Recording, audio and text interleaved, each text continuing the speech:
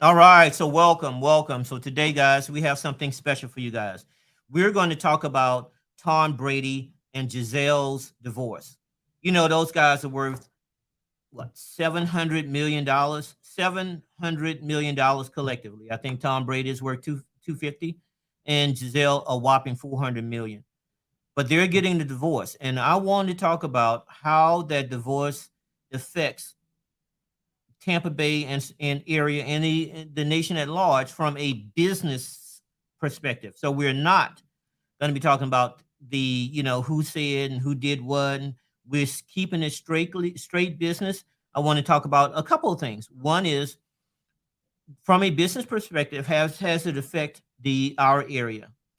Being here in the Tampa Bay area, a lot of things revolve around football, and Tom Brady is the face of football in Tampa Bay.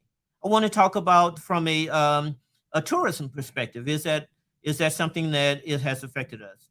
From a mental perspective, is from a legal perspective, and then from a branding perspective. And we have the best panel on the planet that's going to be in this live stream to discuss that. So let's bring them up.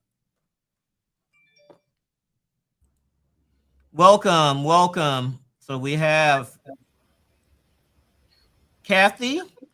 We have actually I'm gonna let you guys introduce yourself. I want you, if you could, do a little bit of intro. Tell us about what you do on a day-to-day life, and then we're gonna get right into the show. Go ahead, Kathy. Start out.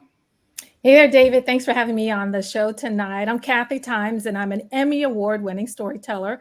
I own a public relations business, and I'm also an executive coach, and I help individuals and organizations do four things: assess, define, communicate, and activate the wow in their authentic brand story so that they can reach next level success in their strategic goals. Awesome. So to my left, we have Natasha. Go ahead. Thank you so much for having me. I'm Natasha Pierre, a mental health educator and a mindset coach. I also share openly about my 20 plus year journey living with a mental illness. And I am excited to contribute to this conversation and to be with all of you today. Welcome. And then we have the beautiful and very talented Adrienne. Go ahead. All right. Good afternoon, everybody. My name is Adrienne Holland. I am a family mediator in the Tampa area. I'm also a licensed attorney, and I'm looking forward to this super interesting conversation. And you're first up. So, being a licensed attorney, I want to talk about a couple things here. First, I want to play a clip, and I want you to respond to this clip, okay? Uh-oh. By the way, guys, I don't believe in scripting anything. So these ladies and other people that's going to be joining the panel, I didn't tell them. I didn't tell them anything. I told them the topic, but I want to get their genuine reaction. I don't want to have like that stage. I prepared all week to answer this one question. I don't want any of that. What I want is that their take, because to me, I have very strong opinions that may not be what the opinion is for the panel. And what I want to have is that from a personal point of view and then a professional point of view, how do you feel about it? So let's go get right into it. And we're gonna play this clip and we're gonna have the lawyer talk about it.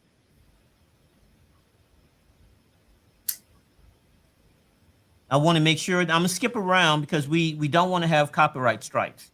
So we cannot play music. And if it's there music playing, guess what? I'm gonna stop it immediately. Let me skip past the music and we're gonna start this.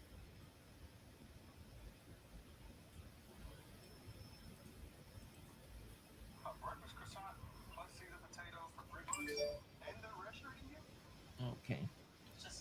We have a commercial starting. Okay. Is it going to Nope. get louder?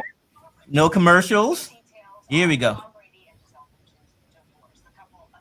Parting ways and speaking about their plans for the future. Trevor All is here with that Good morning to you. Good morning, Eva. You know, as far as high-profile divorces go, and there are no more high-profile than this does seem to have been handled pretty quickly and privately. You know, we're talking about two world-famous people. They're both believed to be worth hundreds of millions of dollars, but there had been rumblings this might happen once Tom Brady returned to football. This morning, superstar quarterback Tom Brady and supermodel Gisele Bundchen starting a new chapter apart after finalizing their divorce Friday. Brady posting to social media, "We arrived at this decision amicably and with gratitude for the time we spent together." And Bundchen writing, "The decision to end a marriage is never easy, but we have grown apart." They were married 13 years and have 2 kids. Gisele also stepmother to Brady's son with his ex, Bridget Moynihan. Over the weekend, People magazine reporting Brady spent time with his children, taking them to a movie. A source told People that. All right. Now, with that little clip there, what is that lawyer speak? We've grown apart. I hear that a lot. Is that something that, you know, what, being a lawyer and, you know, you specialize in family law and really from a mitigation standpoint, right? Right. So it's the lawyer version of that is irreconcilable differences. It's just a general, you know, it was good, but now it's not anymore. We don't need to get specific. We're just going our separate ways. What does that mean from, you know, both of these guys are very high net worth, 250 million, 400 million. We're talking not the average people. Let's play some more, and then I want to get your take on it. You know, they have very much not had the same goal when it comes to their relationship as a couple, but they do have the same goals when it comes to their children. It's been a year of change for Brady. In February, the 45-year-old 7-time Super Bowl champ announcing he was retiring from football, saying he'd spend more time with his wife and children, only to change his mind, abruptly unretiring 40 days later. Bundchen was reportedly not happy with that decision. She's talked about this for at least 5 years, that she wanted him to retire. And I think that, yes, reversing course and deciding you're going to prolong it kind of prolongs the, you know, what are we doing? When is this going to happen? Since then, Brady struggled on the field. His Tampa Bay Buccaneers off to Brady's worst start ever. But he told the Let's Go podcast last week he has no plans to quit mid-season. All right. Let's bring everybody up. Because here is, I've had private conversations with all of you guys to retire and not to retire. First thing, across the board, chime in as you see fit. Should he retire? It depends. No, it depends. That's up to him. That's up to him. As someone who's been through a divorce and anyone who's been through a heartache, many times you go to work so that you don't have to think about being miserable. And for Tom Brady, now that the divorce is final, his performance may improve. All of that weighing on you, the rumor mill for months, you're trying to work through a separation, you have children. It's a big deal. You know, divorce, they say, is like a death.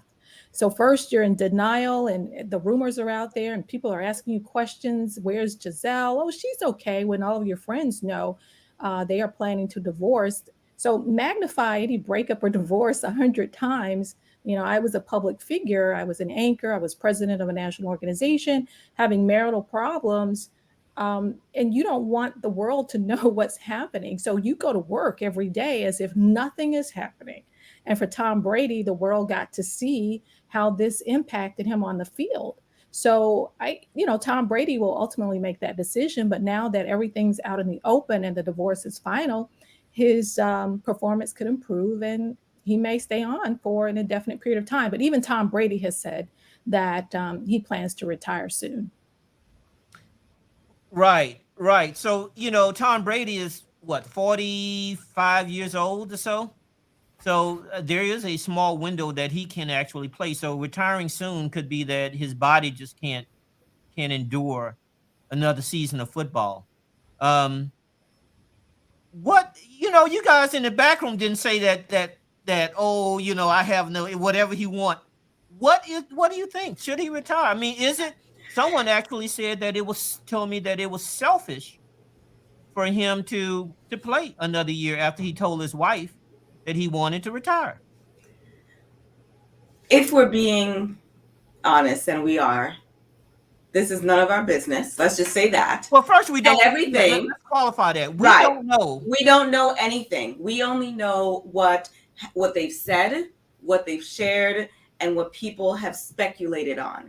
So even if we wanted to say the reason why they're getting a divorce is he broke his promise and, in return to the NFL, we don't know that for sure. I'm a firm believer of drinking your water and minding your business. Do I think he should retire? I think he should retire if he wants to retire. That's it. That would be the advice that I give to an engineer, an attorney, an accountant, or any other professional. If you want to retire, if you want to switch professions, that's your choice. The rest of us, we can only speculate. So that's not a decision that I can really speak on for him. If he loves Natasha, it, do you it. are a mental health professional. Mm-hmm. So let's put back on that mental health hat. Mm-hmm. Okay, there are definitely could be some things going on mentally that is happening with not just Tom Brady but any athlete. Mm-hmm. In the green room, that when we had this conversation, you had a bunch of things you want to talk about from mental. So let's talk about that. Let's have a conversation. What could be some of the things that he is experiencing, or any athlete is experiencing, that someone goes through as they wind down their career? I think, first of all, Kathy hit it right on the head. Going through a divorce is an intense grieving process. You are disconnecting from someone who you pledged to be with for the rest of your life. That's its own grief. That's its own mental health challenge or mental weight. And people are free to deal with it differently because, again, grief isn't linear, and it isn't, cookie cutter for every person. People deal with it differently. As athletes, being the heartthrob for so long, likely having been all his life. Yeah, recognizing that this team isn't gelling the way that I want it to, and the media and the fans have somewhat turned on me. That's a weight to carry while going through a divorce, and it's heavy. And so, my caution for everyone is to back up a bit, to remember that celebrities, athletes, all of the people that we unfortunately in our society idolize and place on pedestals, they're also human, dealing with human things that we aren't fully aware of. Right. So they are humans, but they also are a public figure. Mm-hmm. But that does not take away their humanity. They're still worthy of privacy. They're still worthy of space. They're still worthy of compassion, empathy. And yes, true, because of their skill, their talent, their gifting, their ability, the path that they chose, they are more public than others. But it does not disqualify them from having to be able to receive compassion and kindness. Very much true. I want to say I am a fan. Yes. I am a Tom Brady fan, and so by no means do I want to suggest that we should pile on a bash or anything like that. But what I want to do is I want to have a dialogue of how a male view this versus a female view the same thing. Before we get there, though, Kathy, from a branding standpoint, what is your take on the divorce, or does it have any effect on his brand?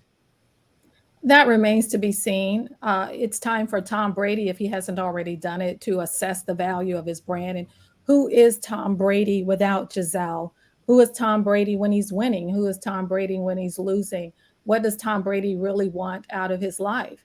And so anytime you have a personal crisis, I know in any professional or leader that you talk to, especially those who are CEOs, there's a higher standard for you. You are expected to perform at your optimal, no matter what's going on in your life. At the same time, you do deserve that privacy when there really is no such thing when you're a public figure.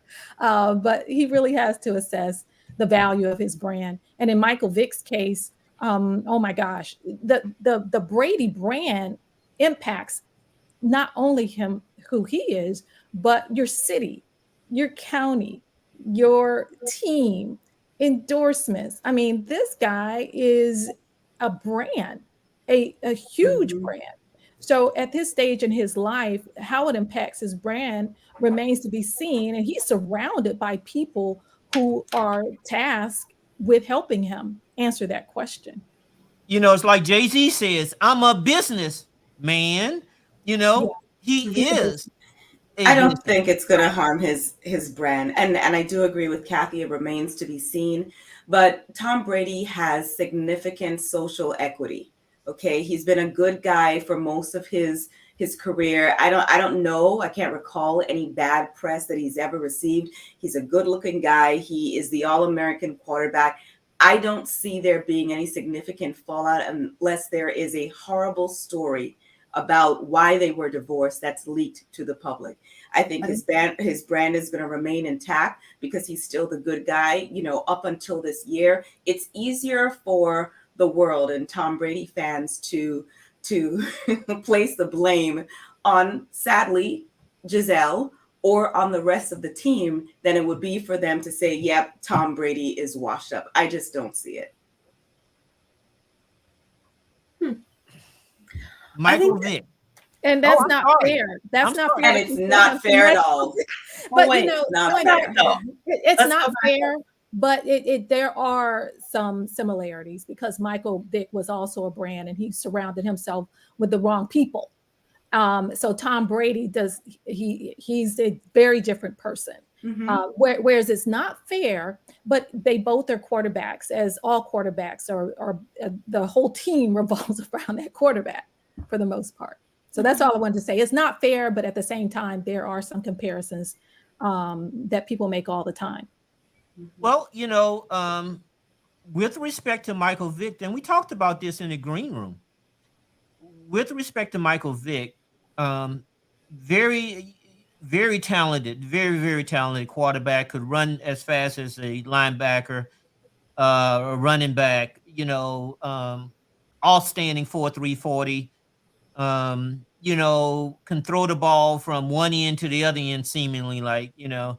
And what brought him down? Not his physicality, not his actions on the field, but what he did off of the field. And that's why it I guess from our, you know, community, you work your whole life from age what Pop Warner, 8 years old?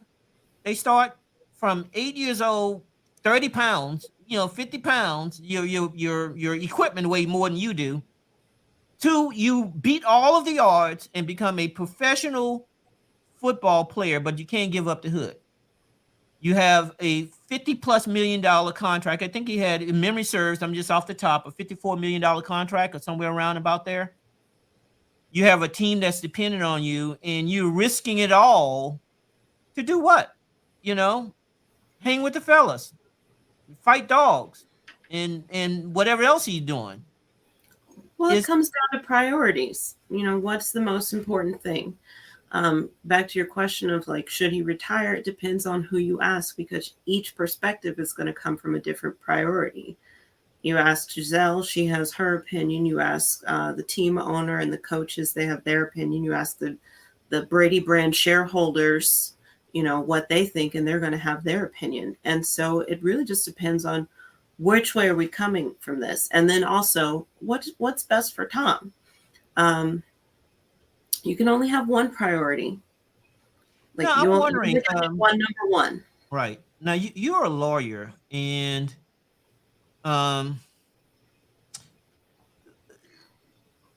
meeting of the minds, is there such a thing as a verbal contract? If he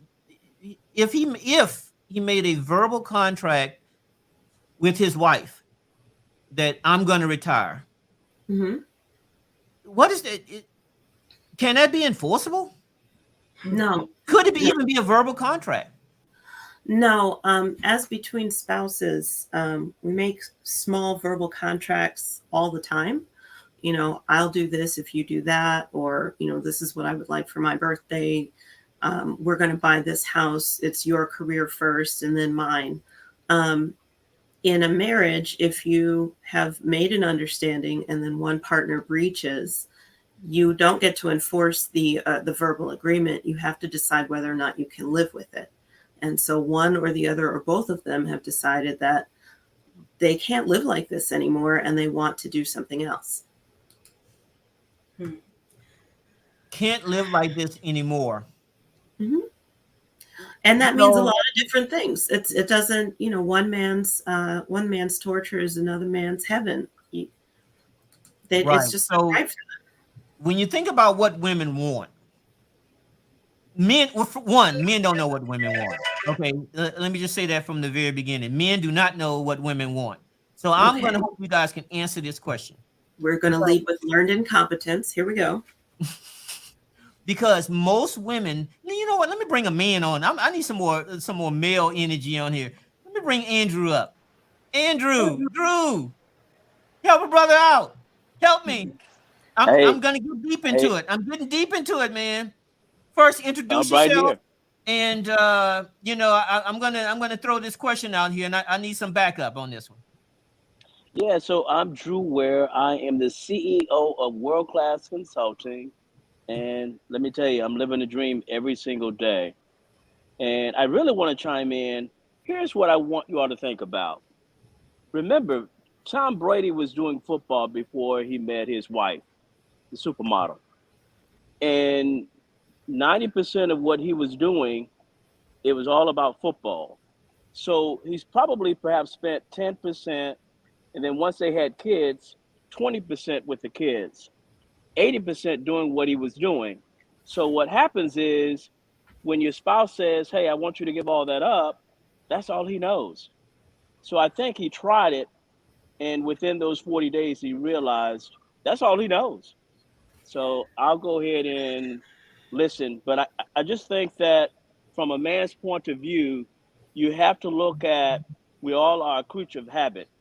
And what happens within a relationship is so different because women are such emotional creatures, and we just do everything based upon what we do every single day. And oftentimes we don't know what we're doing until the women sort of like leads us to say, hey, you realize you're doing that? You know, you're right. Perhaps I am. So I think he's just doing what he's doing. Brady's going to be fine. He's worth about $2-3 billion when it's all said and done. Well, officially 250 million, but you know that was before he signed the big contract with is it Fox Network to be a commentator after his career is over. But I want to get back to this. I want to, if I can jump in just for a second, because one of the things that I've been hearing a lot from men is the discounting of Gisele's career. First of all, she is worth more money. That's number one. And as a former model, I'm going to say that the conversation surrounding her work, deeming it less important, not as impactful, is part of the problem. Okay, Gisele is not the reason why he's having a bad season. Why are we attributing his failure on the field to his wife? Whatever arrangement they had. Let's unpack that a little bit. Well, I know where to take start. exception to I think the place to start is to realize that by controlling the narrative the way that they have and only telling us the end result at the very end, we have no idea when this started. We have no idea of the timing or the sequence of events behind this decision and this agreement.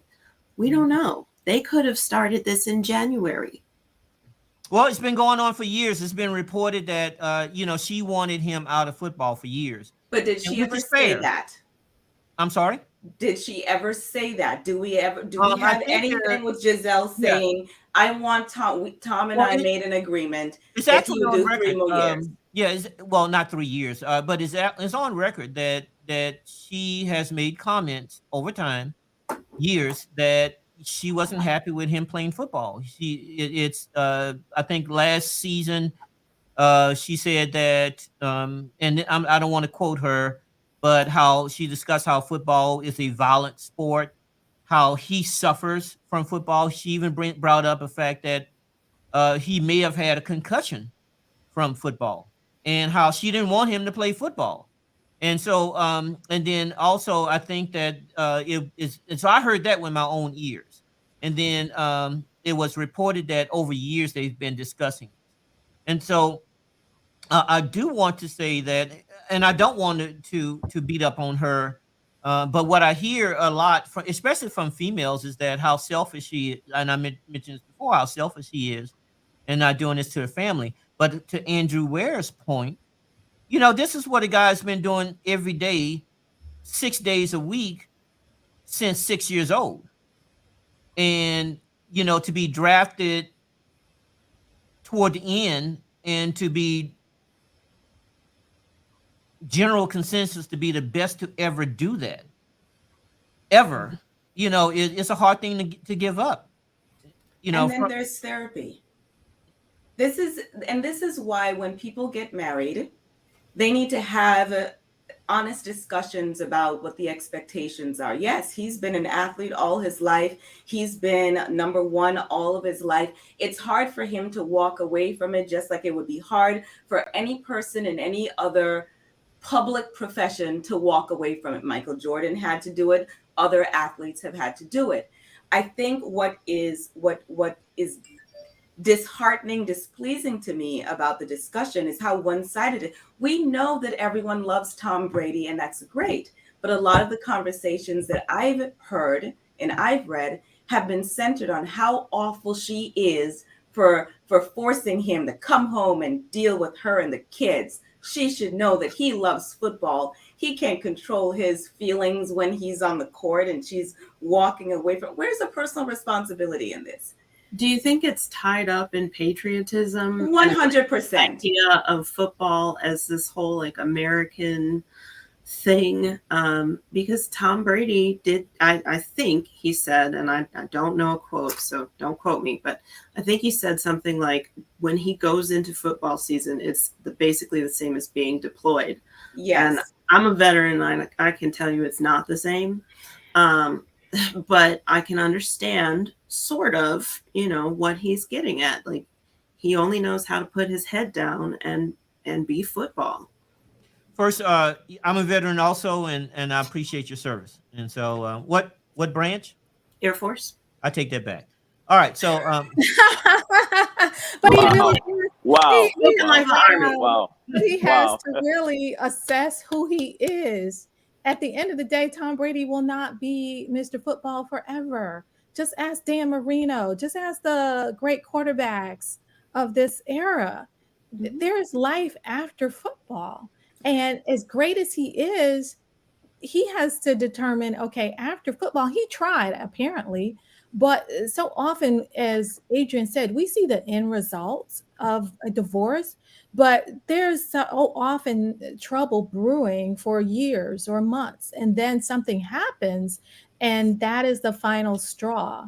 So whatever happened, both Gisele and Tom, they are wealthy people. They are going to be okay. They are. They said the people around them, because they're both a business, they have children, they have family, they are a huge entity. That's where we have to look at those who are surrounding them. They're going to make sure that they're okay and they're taken care of. And the Bucs are going to be okay after Tom Brady. You do wonder, though, when is enough enough? Like, looking at their combined net worth, if playing the game is hurting him and it's taking him away from his family, and those things are ostensibly important to him, at what point does keeping the $30 million contract become not good enough? Like, when does it become less relevant? And I understand the other side of it. As long as I can keep playing and keep getting these contracts, I'm going to keep it going. But when is enough? I think, if we move the conversation from football to perhaps the music industry, Do we tell someone who's been in for 20 years, 30 years, okay, you know, don't make another album, don't go on tour one more time? Would we say that? And when we bring Michael Vick into the conversation, we have to acknowledge that all things aren't considered equal with Michael Vick and with Tom Brady. But you made a Race. good point. Before we switch to pivot to Vic, Mhm. no one is telling the Rolling Stones, who's been touring my entire life, to Nope. don't tour again. No, no one is saying, you know, maybe you should sit down. Maybe first, let's do this. How about our Congress? Why do we have people in Congress who were born in the 1940s? Why haven't they been told to sit down? Why haven't they been told to sit this round out and to give it up? Is it because it's not physical? Because it's not demanding? Listen, we don't know what is going on with Tom Brady. And I think that this conversation surrounded them, in my opinion, steep with patriarchy. That's number one. There are some race implications and a significant devaluing of Gisele as a mother, as a primary caregiver. And I think it was a disrespectful statement for him to say that it feels like deployment. I know boxers, when they go into training, they're not saying it feels like deployment. They know that when it's time to train, there are no women around, there's no alcohol, no drugs, no anything. They are tunnel vision. If Russell Wilson had said, you know what, I'm going into this season, it's like I'm being deployed, would there have been the same response? America loves Tom Brady, and Okay. Tom Brady is going to be fine. Okay, America so boxing. loves Tom Brady to the point that this is his civic duty. He must continue to play. Drew, do you feel it's just guys, I have a total different take, but I want to get Drew, I want to get your opinion. But going back to the comment you made about music entertainers, and why is their wives not requiring them not to, because they're married, why their wives are not requiring them to not tour again? Why is, and no one's discounting Gisele, and like you said, she's good, she's worth more than Tom. Well, she's I not think telling they him are. to stop playing. She's not telling him that. Exactly. She's just making She is about telling him to retire. no, Absolutely. She said, "You love football. This is your one true love that makes you the most happiest. Go and do that.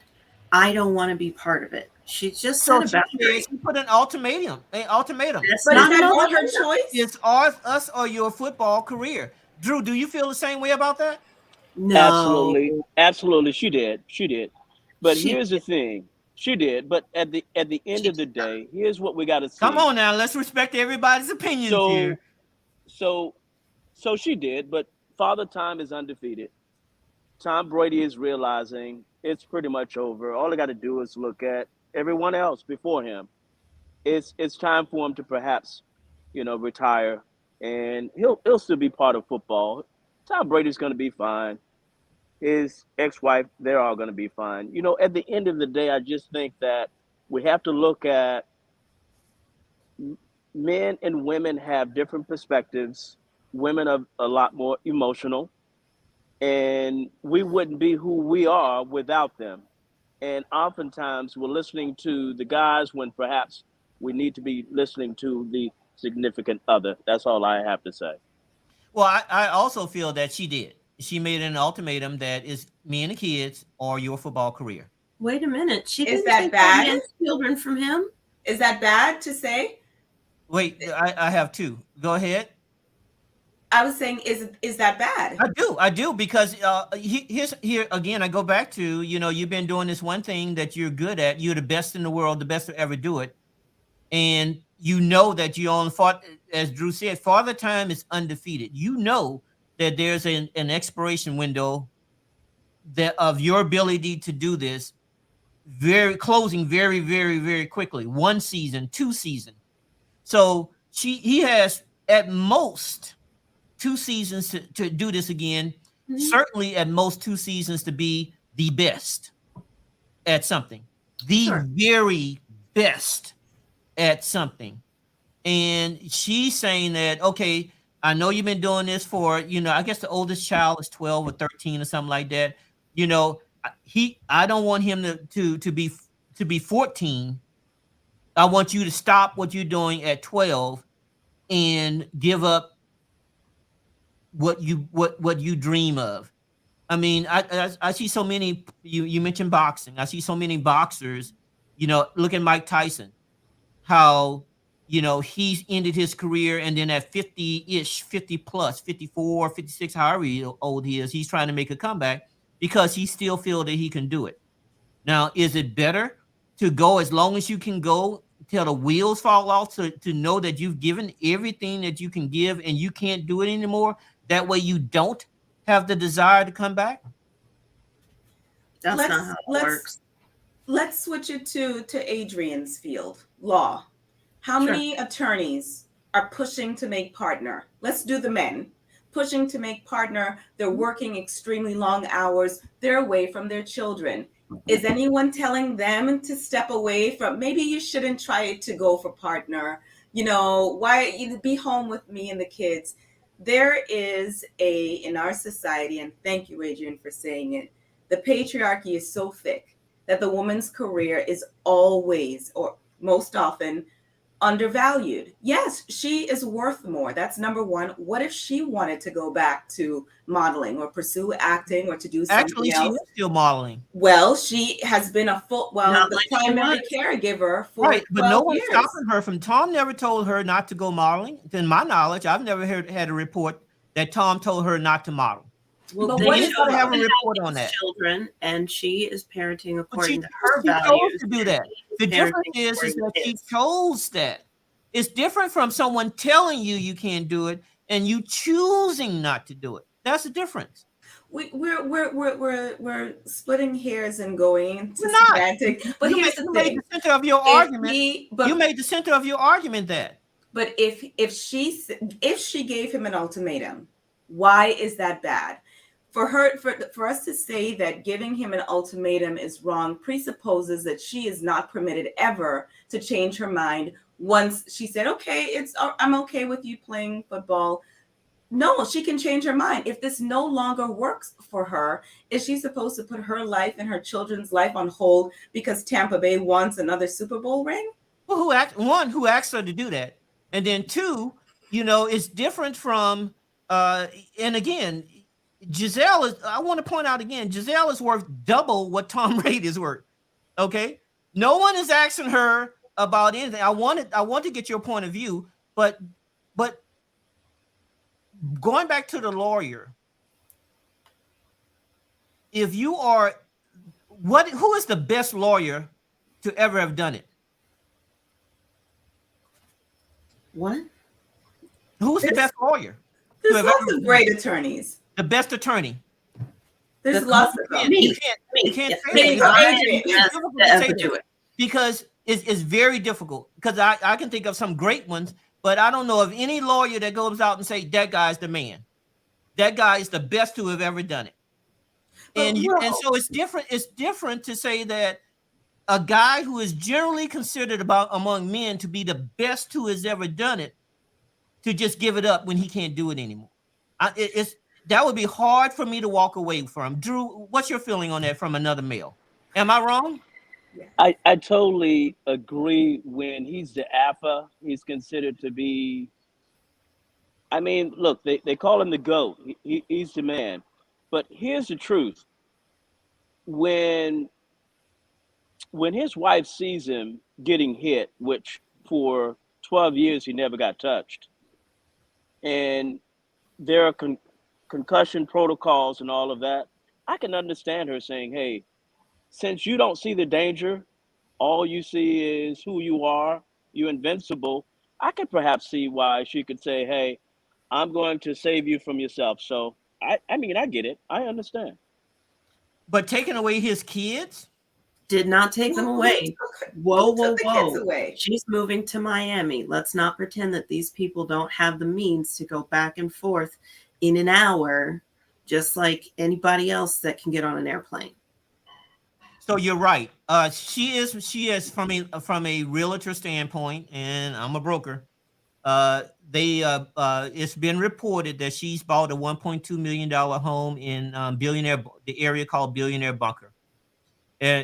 not 15 minutes away from where they are building a $17 million home. Actually, they bought a $17 million home, tore down to build. You buy $17 million home for the dirt, tear down to build a good home. Mhm. No, Could it's anybody location. on this It's location. 17 Location, locations, everything? location, Obviously, location. Drew, you are a realtor among many other things that you do. $17 million home tear down. Have you ever heard such a thing? Yeah, I mean, if perhaps you have the means, you can do whatever you want to do within the universe. At the end of the day, look, I think both of them love their kids. I think it's going to all work out, and I think both of them have their own perspectives, and I think they're both right. If Well, that makes any sense. you know what? I'm sorry. Who did I cut off? Because I want to get this out. Yeah. Neil, I think they both want the other to be happy. that's Yes. true. Go and live your best life. I feel that. I really do. I really feel that when they say that it's a amicable um, um, separation or the divorce was, and they did it pretty quickly, right? How long does it normally take for a divorce to be contested? If it's a contested divorce, how long would that normally take? Because it seemed like takes they a did this while. overnight. A contested divorce can take a Takes a long while. time. That's why I say we don't know how long this has been going on. Assuming they did this collaboratively or through attorney negotiation, they have been working on this agreement probably for months. Okay. Let me do this real quick, guys, because I see that we have a bunch of people that kind of want to add to the panel. Hopefully, it's not to beat up on me, because you guys are I'm gonna have to go, suck my thumb and call my mama after this. This is crazy. Kathy, it's just a smiling. She knows me personally. She's probably gonna stab me when I get to my car. Like, David, come here. I got something for you. Let me drop But the you link. Give me know, 1 second. sure. A lot of men feel that she should not have said anything about his concussions. So I remember watching that interview, and the man that I was with said she shouldn't be talking about him like that publicly. Right. And he was a really nice guy. Didn't we And all watch him get hit? but he didn't feel like his wife should have been talking about it publicly. A male's perspective, What was the context that she was talking about it in? Because context does matter. Like, I wouldn't be surprised if she didn't go on and decide to become an influencer in traumatic brain injury research or something like that. Like, her concerns are valid. Oh yes. Right, but there's a public conversation, there's a private conversation. And so why did she need to publicly make a comment like that? She didn't Well, need let's to. Why did she need Natasha, to? do you have any insight on that? She didn't need to, but she did. She And chose we're not to. exactly, and we're not going to police what she feels and what she stated. She was concerned for her husband, and I can totally get that. I'm sure she's read about CTE, and after years of not taking hits, now she's seeing more. She's frustrated. It is foreseeable that a woman in her position, even if she's married to Tom Brady, even if she is wealthy in her own right, would say, you know what, I don't want to risk losing you on the field when we have young children. And I rather love you from afar, allow you to enjoy the life that you have, and we'll co-parent amicably. That's foreseeable. I can completely understand it. But maybe a sore spot for me is devaluing women's work, because Kathy, no one's gonna say, you know what, you won one Emmy. Isn't that enough? Like, just stay home. Like, can't you just work for a paper? No one is gonna, telling Adrian, do you have to make partner? Like, do you really need that? But women are often expected to stand silent and to allow the man to pursue his boyhood dreams. That's cute, but what about our girlhood dreams? Well, here's the other thing. Gisele Bundchen is a businesswoman. We've talked about her net worth a couple of times. This may have been a strategic decision to make that comment and leave that breadcrumb for the masses to follow, like we are doing so many months later when they announced their divorce. It just, they could have very carefully created this this plot for us to follow and believe in. We don't know. So so Think is about this it. an You exit decide to strategy? separate You for, think it's an exit strategy? there might have been a deeper, darker reason for the divorce that we definitely don't know about, because they have chosen to be private. And from a business strategy, it's great. These are two people who are saying we are willing to be governed by contracts. We're as good as our word. We follow on our values. We do these things. But also, like, just strategically, if we start planning a divorce years ahead of time and we say, okay, we're going to need to tell the people something, what do we want to tell them? Make it about concussions. That's something that everyone can agree on. And here we are.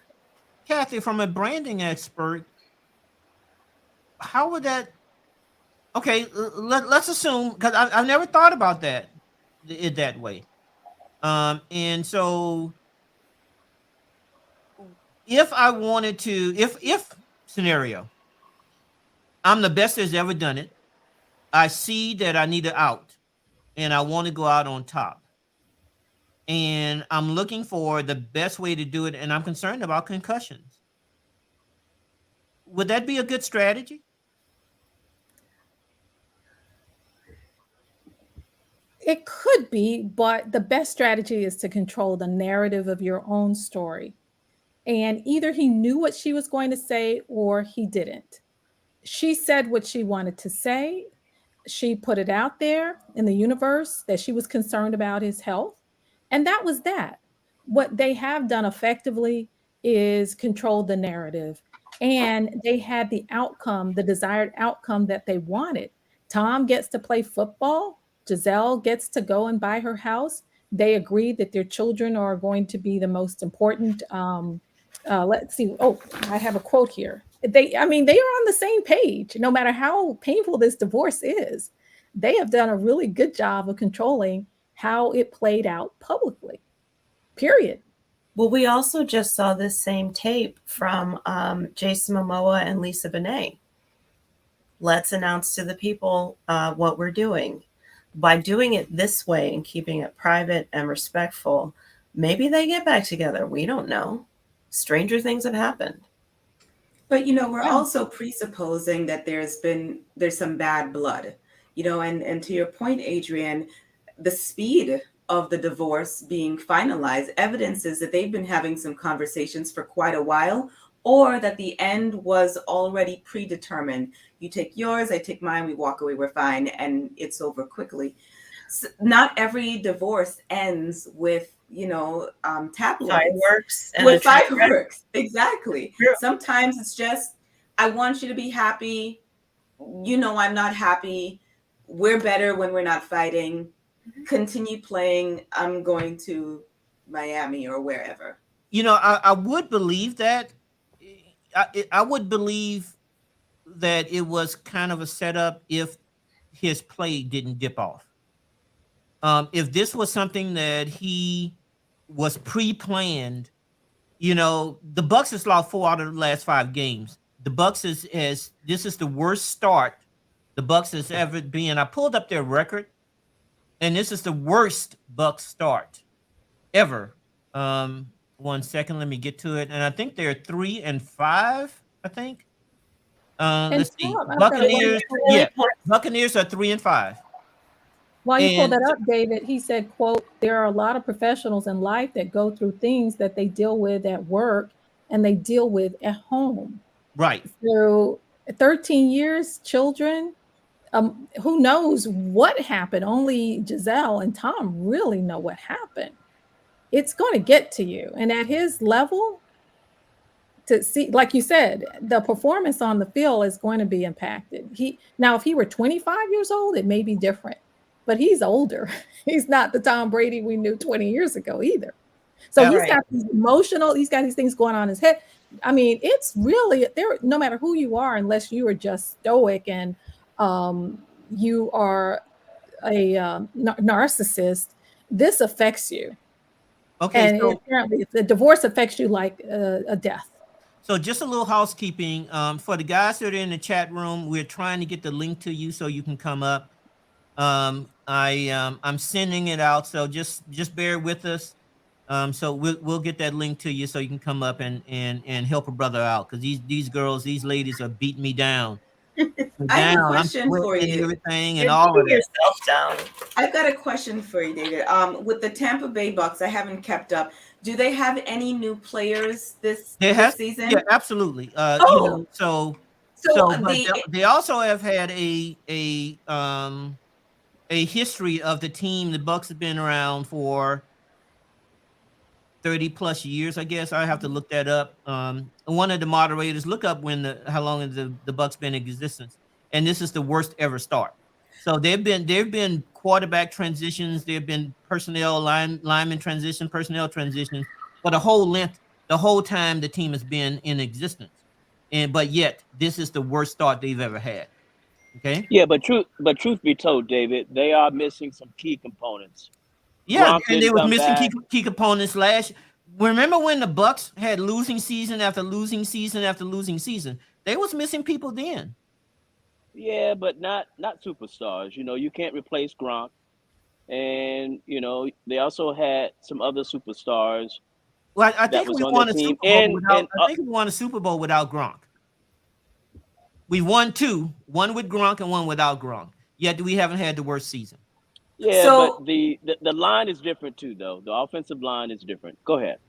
what do you attribute the Bucks failing season to, David? Drew, go Well, ahead. I didn't throw I'm salt on gonna. my shoulder before the last game, so maybe it was that. I'm sorry. I What? think Say again. I think it's a combination of the offensive line, and Brady just doesn't seem like he's there. No, something is definitely off. He seemed to be out of sync. And so something is definitely off, and that's why Adrian, um the theory that this is pre-planned, I kind of, I can definitely, if his play was at the level we expect him to be, I would kind of understand that. Maybe either he's very good at compartmentalizing it, or they knew about it. But because he's performing so poorly, I mean, this is a guy that is considered the GOAT, and he's missing. He there is not in sync between him and his receivers. I watch all the games, and at least from my layman standpoint and viewpoint, they're not in sync, and so something is not right. And there are contributory factors. One, we have a new coach, we have a new line, we have Gronk is not there, which is his bud. That could affect him just as much as some other thing, because that's a breakup too. And I'm Natasha, I wanted you to speak to that. Yeah. But there, so something is not, and maybe it's a totalitarian. Maybe it's all the above that's I, causing him. It's not one thing, and it's all things. So, Natasha, what do you got to say? I actually wanted to point that out because, for anyone who's ever been a caregiver and has had to watch someone die, knowing that the death is coming, knowing that death is getting closer, doesn't lessen the grief. So even if he knew, yes, the end is coming, we know that we're just going to walk away. I've got my wealth, you've got yours. It doesn't make the pain any less. It doesn't make the frustration of even having to come out and share a statement and all the calls and all the speculation and all the rumors. It doesn't make it hurt any less. So yes, it is foreseeable is my word this week. It is foreseeable that they had a plan in place, but now that it's final, it still hurts. And that's the thing about grief. Grief looks different for different people. Some people throw themselves into work. Some people are under the covers for 3-4 days. Well, he's got a job where he's got to show up every Sunday, Thursday, or Monday. He's got to be at practice. The whole world is depending on him. And I have said this over the last 3 years. Every time America has an opportunity to be compassionate when it comes to mental health, we fail. Naomi Osaka, Simone Biles. Every time, and there's some recent people as well in the news, every time we have an opportunity to be empathetic and to be compassionate, we fail. This is a man who is going through a divorce. The first time in his life where he is not the number one quarterback in the nation. And what do? We point fingers at his wife. We point fingers at everyone else on the team. We don't give him the compassion. Listen, I'm not a Tom Brady fan as a player, but I think he's a good human. I haven't heard anything horrible about him. Why can we not extend this man some grace and just be like, you know what? Yes, it sucks. Team rally around him. Coaches, trainers, everyone, what are you doing to support him during this time? Where's the support for Gisele? I'm always going to come from a mental health slant. That is so true. We as a nation has failed, to address mental health. Now, Tom has some options. Tom can go away for 90 days and get some help if he doesn't already have it. Now, that's the difference. He and Gisele can certainly get the help if they haven't already gotten it, because like any grieving, you really do need somebody to help you get through that. So Tom doesn't have to play ever again. Right. Is there a backup quarterback who can step in? Just like when you're leading an organization and you go through a divorce, department or company, is there someone who can step in while you get support, the help that you need, and come back? I don't know what kind of options the NFL offers, but it's a really public grieving. And again, like I said, if you've lost a loved one or you've gone through a bad breakup or a divorce, it's different. Multiply that times 100 and you have the weight of the world and your fans looking at you. So what options does he have that he can? Well, you're right. He has options that normal people do not. Absolutely. I guess the only thing I want to make sure we're clear, because from the lawyer, I want to make sure I don't get sued. I want to be clear that we are not saying Tom Brady has a mental issue. We're speculating that if an issue exists, these are options, right? Did I clear myself? Am I going to get sued? We're just saying that divorce is hard. Attorney Holland, am I going to get sued? That's what I want to know. Fine, but also consider that the Attorney General for the United States or something said that everybody under 65 needs to be evaluated for anxiety right now. So he definitely has a mental condition. We all have mental conditions. We are living in these bodies, living in these times, doing the best we can. Like we all have a condition. We're living in a situation. All right, so we do have someone. I'm going to wait for her to turn on her camera, and we have a couple of people that are just getting the link. I'm going to bring them up to make a comment. But Drew, I'm sorry. Go ahead, Natasha. I think if we expand this conversation even greater, is to look at how we place athletes and entertainers and celebrities on pedestals and the unrealistic life that they have. Of course they chose. Listen, yeah, he wanted the money, probably wanted some endorsements, but does anyone want to wake up to speculation about what they may or may not have done in their marriage?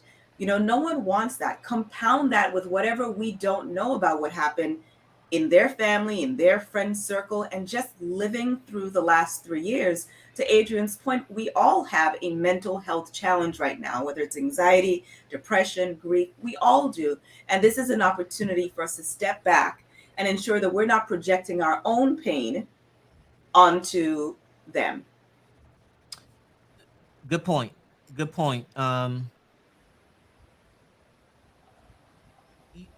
Is it fair to say that from a mental standpoint, I read a quote a while back or something very long ago, and I never really had a person to discuss this, but someone said that by age, I think it was early age, like 8 or 9, we are reliving our childhood traumas.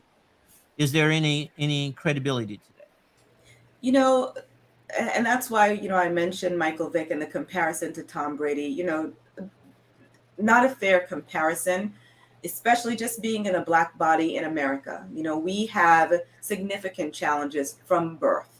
All things are not considered equal. We do not get the benefit of the doubt. And there are several athletes in the NFL and NBA who've had accusations over the course of their career, but are still playing, and their reputations are still pretty much intact. It's not always the same for Black athletes. And so, there is, I include them in the conversation. Do I think if this was Russell Wilson, it would be reported in the same way? I don't think so. He's not having the best season, but, are we giving him the same grace that we give to people that we idolize and love? It's when it comes to childhood traumas, I think that for many people, whatever age they have the trauma, if there isn't significant intervention, they continue to live emotionally at that age. So if there was a trauma at 3 or 8, etc. But for the purposes of this conversation, I think, what's important is to examine the psyche of a child athlete, and what the transitions are as they go through. I speak to a lot of high school athletes and their parents to prepare them. Listen, you may not go to the NFL or to the NBA. Are you prepared for life away from the newspaper, away from, having all of the fanfare that has surrounded you since you were 4?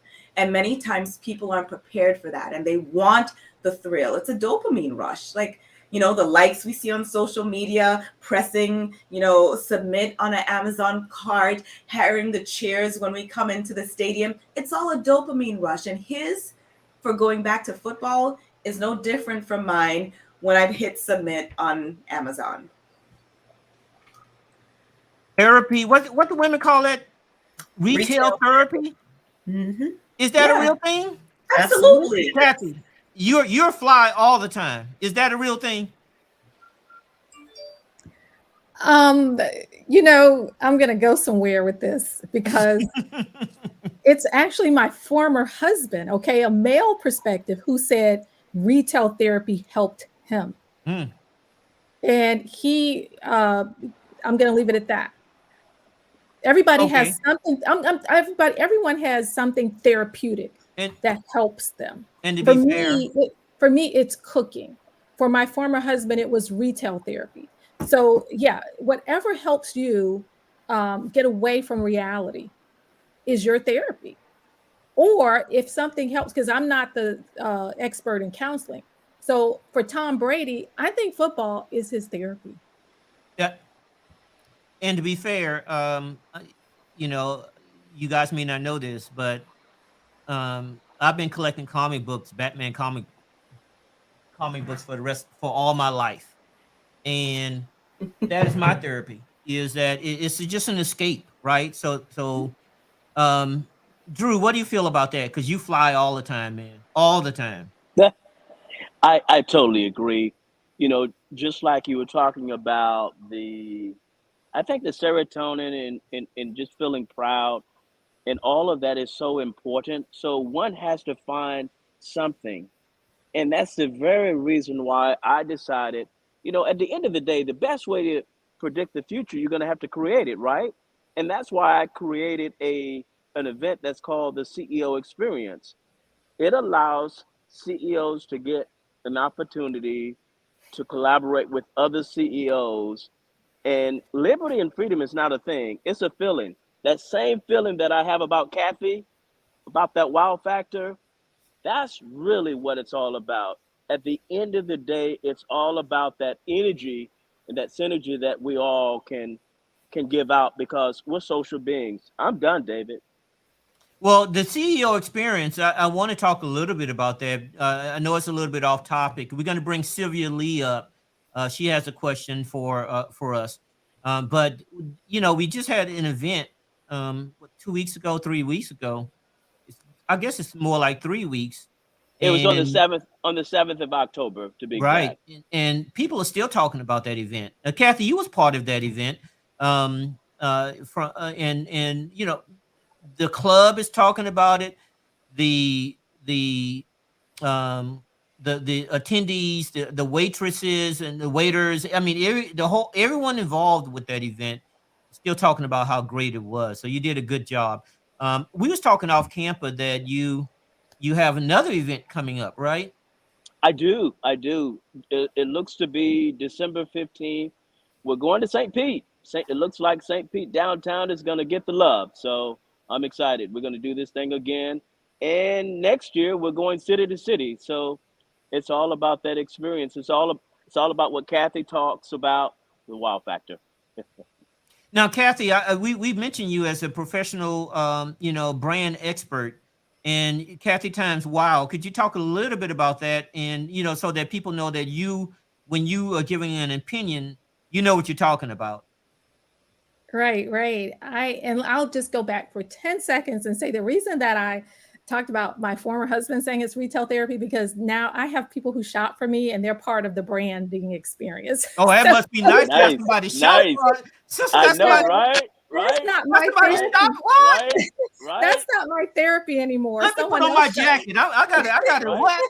Right? The next Someone else segment, I'm shop. gonna have my jacket on. I got somebody shopping for a sister. Go ahead. Those are my Wow. stylists, and they're Wait. part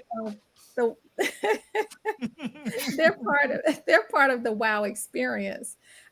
So it's a total experience where we help people do 4 things, and David participated in it. We help you assess. That's why I talked about Tom Brady. No matter what stage you are in your life, whether you're in your 20s, 30s, 40s, 50s, 60s, 70s, you're someone different. You are growing every decade, and you need to assess where you are and where you're trying to go in life. And so that's why the first stage of the WOW program it's really professional development, where we look at both your soft skills, your communication strategy, and your hard skills. And what is your unique WOW advantage? What does Tom Brady, what does Natasha, what does David bring to everything they do that no one else can do? And that's what Kathy Times Wow is about, helping you assess the value of your brand, then define it, define your audience who you're trying to connect with, communicate that brand, and then how do you activate it online 24/7 while you're sleeping and people are judging you online within seconds. Also, how you activate your brand in person. So I think what you all are doing is just amazing, and I'm really excited to be a part of it. Andrew, I really am. So, Thank you. just housekeeping, guys. I apologize. I'm getting a bunch of notes that you're trying to get in. We just changed the name of the stream to include the StreamYard link. Click on that link. Your chats are not coming through for whatever reason, so click on that link so that you can get in and join the show. So let's go ahead and add Sylvia to the link, and she has a question. Sylvia, are you there? Yes, I am. Good Okay. good So afternoon, what are everyone. your questions? Should Tom retire? Yes. All right. Thank you for coming on to the show. It's Yeah, time. yeah, No, yeah. no, Shut her down. Yeah, shut her no, down. Thank no, Yeah, no, you. yeah. no. It's time to go. Let, let, No, but You're let so me kind. let me explain. Let me explain.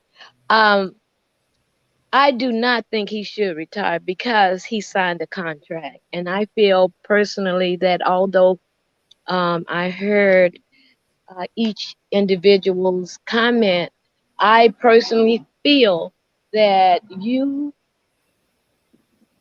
when you was presented a contract, that also allowed you to think it through and realize that things does happen in life, and when these things happen, then you still have to perform to the best of your ability.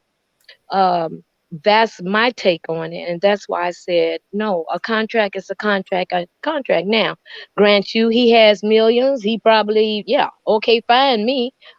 That's fine. I'm not a Bucks fan, so in my outlook of it all, I saw it when it started happening that what was going on in his life was affecting his performance, and it took a minute for individuals to really say, yeah, that's it.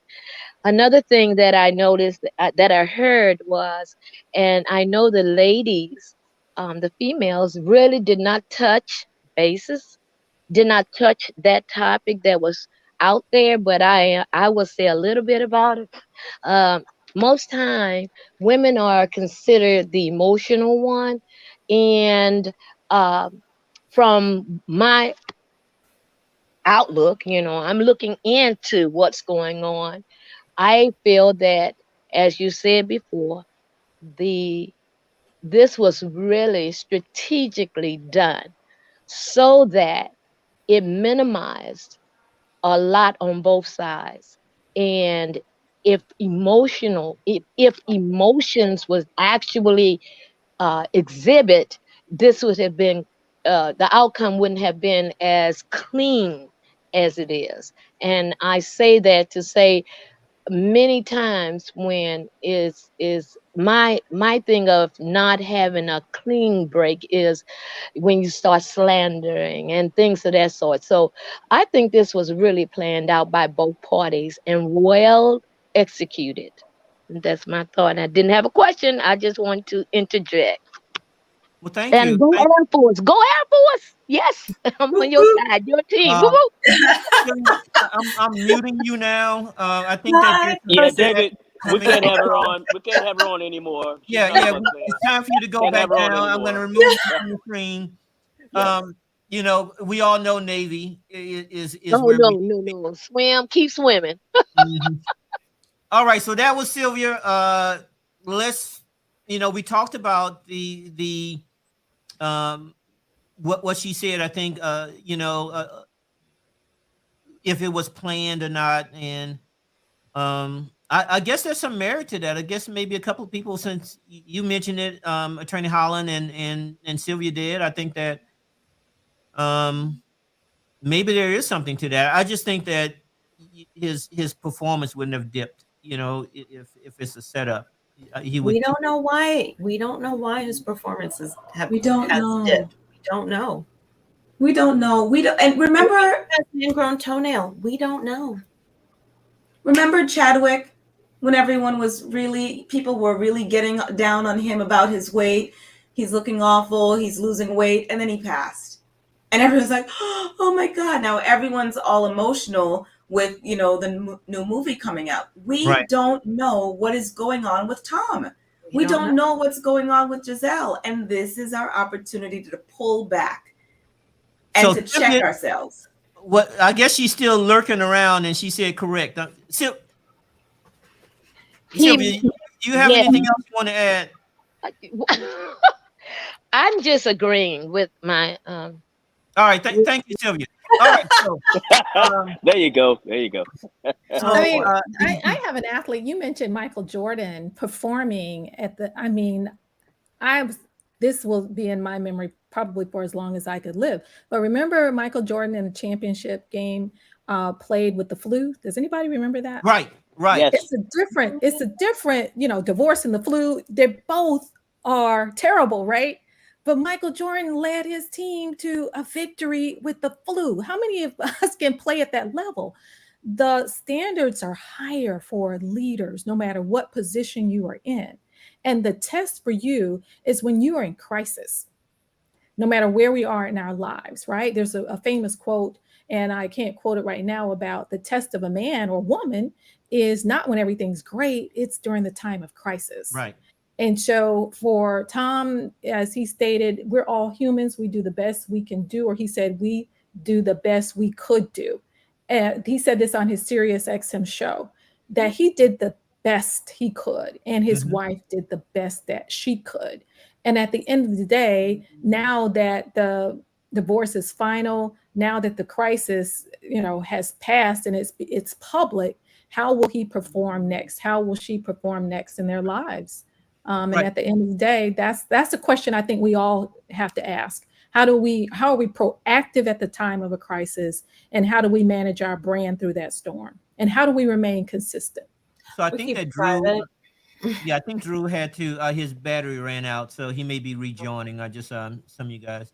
And again, go to the link of the channel if you want to come up to speak. The For everyone's consideration, back to mental health, is the expectation that when we are not at our best, that we're somehow failing. We're human. The last 3 years have been unbelievable. It is unrealistic to expect everyone to perform the same way under divorce or under death. And the trauma Olympics that is perpetuated in our world today is infuriating. Okay, and this isn't, specific to anyone here. Yes, Michael Jordan played with the flu. But that's not to say that someone who says, you know what, I don't want to play with the flu, it doesn't mean that they are less of an athlete. And this even segues into, just because right now we're having $1 million conversations, about celebrities, just on the regular day, women, people living with mental illness, people who are neurodiverse have the challenges of masking every single day. We've got to go into the workforce and we've got to act normal, because if we don't act normal, then we're deemed to be less competent. We're not up for that promotion. I mean, can I just have one day to grieve the death of how many people I've lost? We're a nation in mourning, and we are not focused on our collective mental health. If I could, I would give all of America, vacation until 2023. Because we need to heal, we need to go to therapy, we need to journal, we need to meditate, we need to have some courageous conversations, and we need to drink our water and mind our business and rest. And I did all that. I did all that when I was going through traumatic experiences. I took that day off. I sought therapy. I take better care of myself as a result of that. So, Natasha, say it again. Because as a result of some of the crises that I endured and the impact that it had on my health, I did things differently, and I'm better for it. So I did all of those things. Yeah. To be fair, it's worse for women. I mean, you guys, I think it's worse for men. No, I don't. I think that men have more leeway. Yeah, we have to be strong and stuff like that. But if we take a day off, or if we, especially in a job environment, I think that men are very, very have an advantage. And women, you guys, if you take a day off, we're thinking, what, she getting her hair done, or and it could be a legitimate excuse. A man take a day off, oh, he must be sick. He must really can't get to the office, and we may be on the golf course. So I think that women, it is more difficult for sure in a environment, in the work environment. I think men have a harder time, because women, if we take the day off, if we take a mental health day, we know why we're taking the time off. We're feeling our feelings. We're talking to our support systems. We're doing the things that we need to do. Men are not in touch with their feelings. They have them. They have them all over the place. I see it in my work. I'm sorry, what? Look at you in your feelings right now. See, you have feelings about not having feelings. Look at you. It's wild. And I think men really struggle with not knowing how to identify and process the emotions that they're going through. And if you even having friends and people in your life that you can talk to, men don't have that. No new friends. Yeah, I think that's the reason why men die earlier. I think that what's the men dies, what, 7? I think I read 7 years earlier than on average than women. Like that. Yeah, and I think it's because of that. We don't know how to deal with stress. We don't have that support group necessarily. I remember when I have no kids, but I kept my niece and nephew when my sister got sick, and so for Thursday I was a bachelor. Friday I had 2 kids. Okay, Yep. And I knew nothing. I had no support system. I didn't. I remember my niece and nephew said, "Well, just go to the pick line." What's a pick line? I knew none of the terminology. They said that they were staying for SSI, and I was like, "Oh, that's great. You have extra study." I didn't know it was detention. I had no idea. I'm like, because I've never failed anything. I'm like, wow, that's good that you saying extra and you're gonna get. No, you've been bad. I didn't know anything about that. And so instead of praise, I should be whooping. But it's we don't have that support system unless you've been through it. And you guys kind of like cobble together. And girlfriend, you want to go out? I got you. And you got get me. And then we're gonna get through this together. And I think that's we need that for men. We need that. I know that one of the church I go to, there was a men's group, and I found myself, and it's one of the few times that men can go there, and we don't have to be men. You're not worried about who's the alpha in the room and who whatever. We just go there and talk. And I found that there was a lot of commonality about some of the things we've gone through, and I really enjoyed that. And the whatever reason the church stopped that, and I feel some kind of way about that, because that was one of the few outlets where you can go in and really, it's a safe space, and you can really talk about stuff that bothers you, that you can't necessarily talk to anyone else about. So we should have more of that, right? We should have more. Yes. We should join the women's group, come in there and no. Needs to be separate. And this is where, men have to do the work. I speak to men all the time and they say the same thing. You know what? It's easier for you all because you're in touch with your emotions and your feelings. Okay. So at the point that you recognize that you're not as in touch with your emotions as you should be or want to be, what's your next step? Because most often, in my experience, the next step is to blame a woman. Is to blame my mom, my wife, I don't have time. The onus is on the man, especially if, there's been enough conversation about mental health in the last 3 years for men to start prioritizing their emotional and psychological well-being, whether it is an impromptu conversation in the barbershop or it's formalized with a coach or with a therapist. Those things have to happen. And especially after you've experienced any significant life event, life change, whether it is having, from bachelor to 2 kids, the death of a loved one, losing a career, whatever the life changes, I tell people run to therapy because you don't know in that moment how the event has impacted you. And that's not just for, millionaire divorces. They can afford to live with a therapist. That's for us that have to go to work tomorrow, that have to be on air tomorrow, that have to show up for the closing tomorrow, that have to be in court tomorrow. We are the ones who often are significantly impacted when we neglect our mental health. And that therapy was so important for me. I sought therapy until I found the right person too. Because so often we go to our friends and they're like, oh, Lord, Kathy's calling again. I don't want to talk about this anymore. Whereas you can go to the therapist and they are not judgmental. I even went to a husband and wife therapist. First, I went to the wife first. And then I realized I really need to talk to your husband. And she wasn't offended at all. I needed the perspective of a male.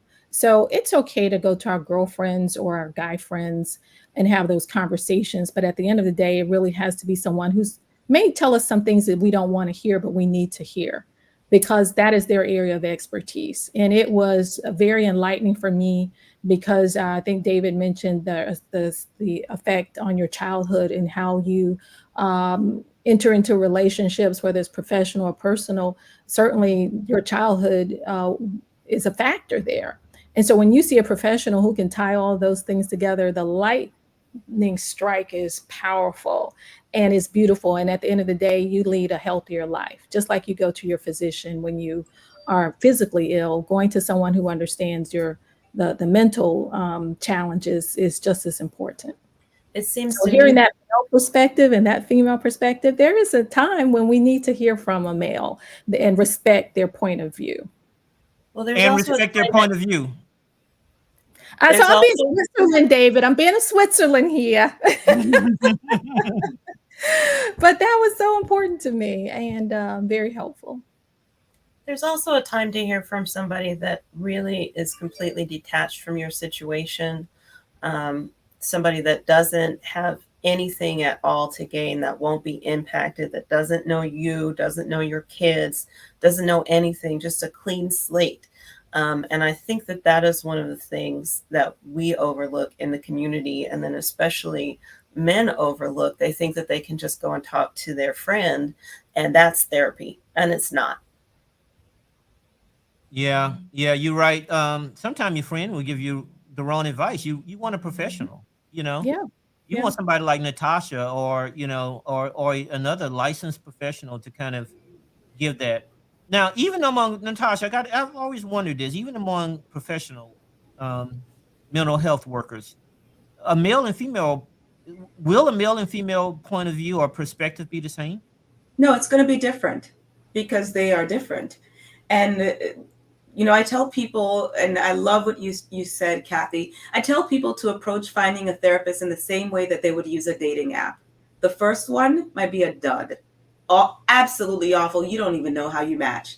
Okay, but do you say, you know what, I'm done. I'm off this dating app. I'll never do it again. No, you set up another date, and it's the same thing with therapy. Sometimes you get with one person and you think that you're going there to process workplace trauma, but when you get there, you realize, no, actually what I need to deal with is what happened with me when I was 12, or I need someone who is of my same faith or of my same race. So even men to women, the perspective, they can give you the same foundational information based on their training, just like, male, female attorneys. However, when it comes to lived experience, when it comes to pulling out and extracting from the woman, maybe there's a link between, the difficult childbirth that you had and some of the anxiety symptoms that you're experiencing today. A woman would recognize that, especially if she's been through it.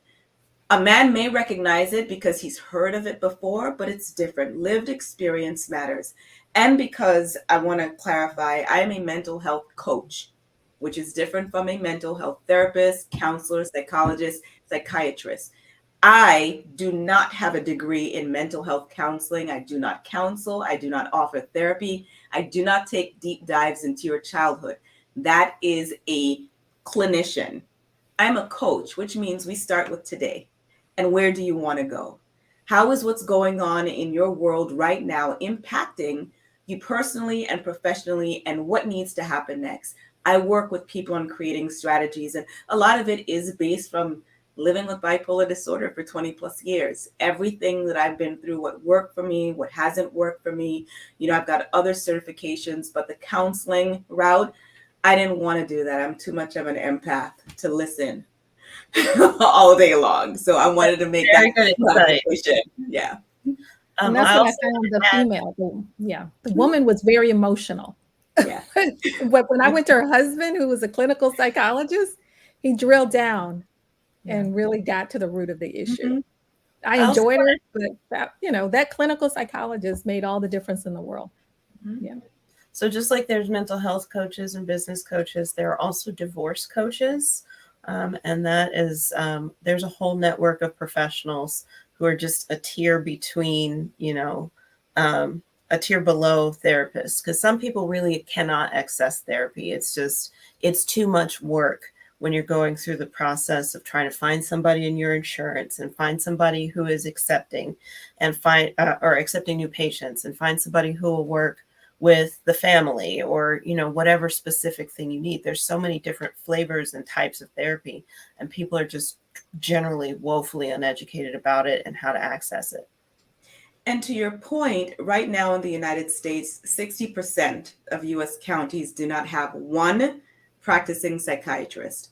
So we know, especially when it comes to the intersectionalities and representation, finding, a provider that is, Black, Brown, Indigenous, that's veteran, that's a huge population need right Right. now. And, especially if someone reaches out to me and they've been in combat, I refer them only to the therapists I know that have that experience. Right. Because there's absolutely no way for anyone to imagine what that is like.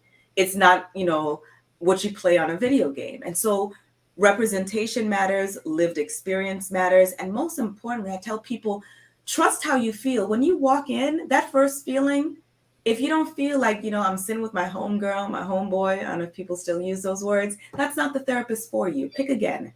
Pick again, because if you're going to be spending your money, you need to be able to actually get some results.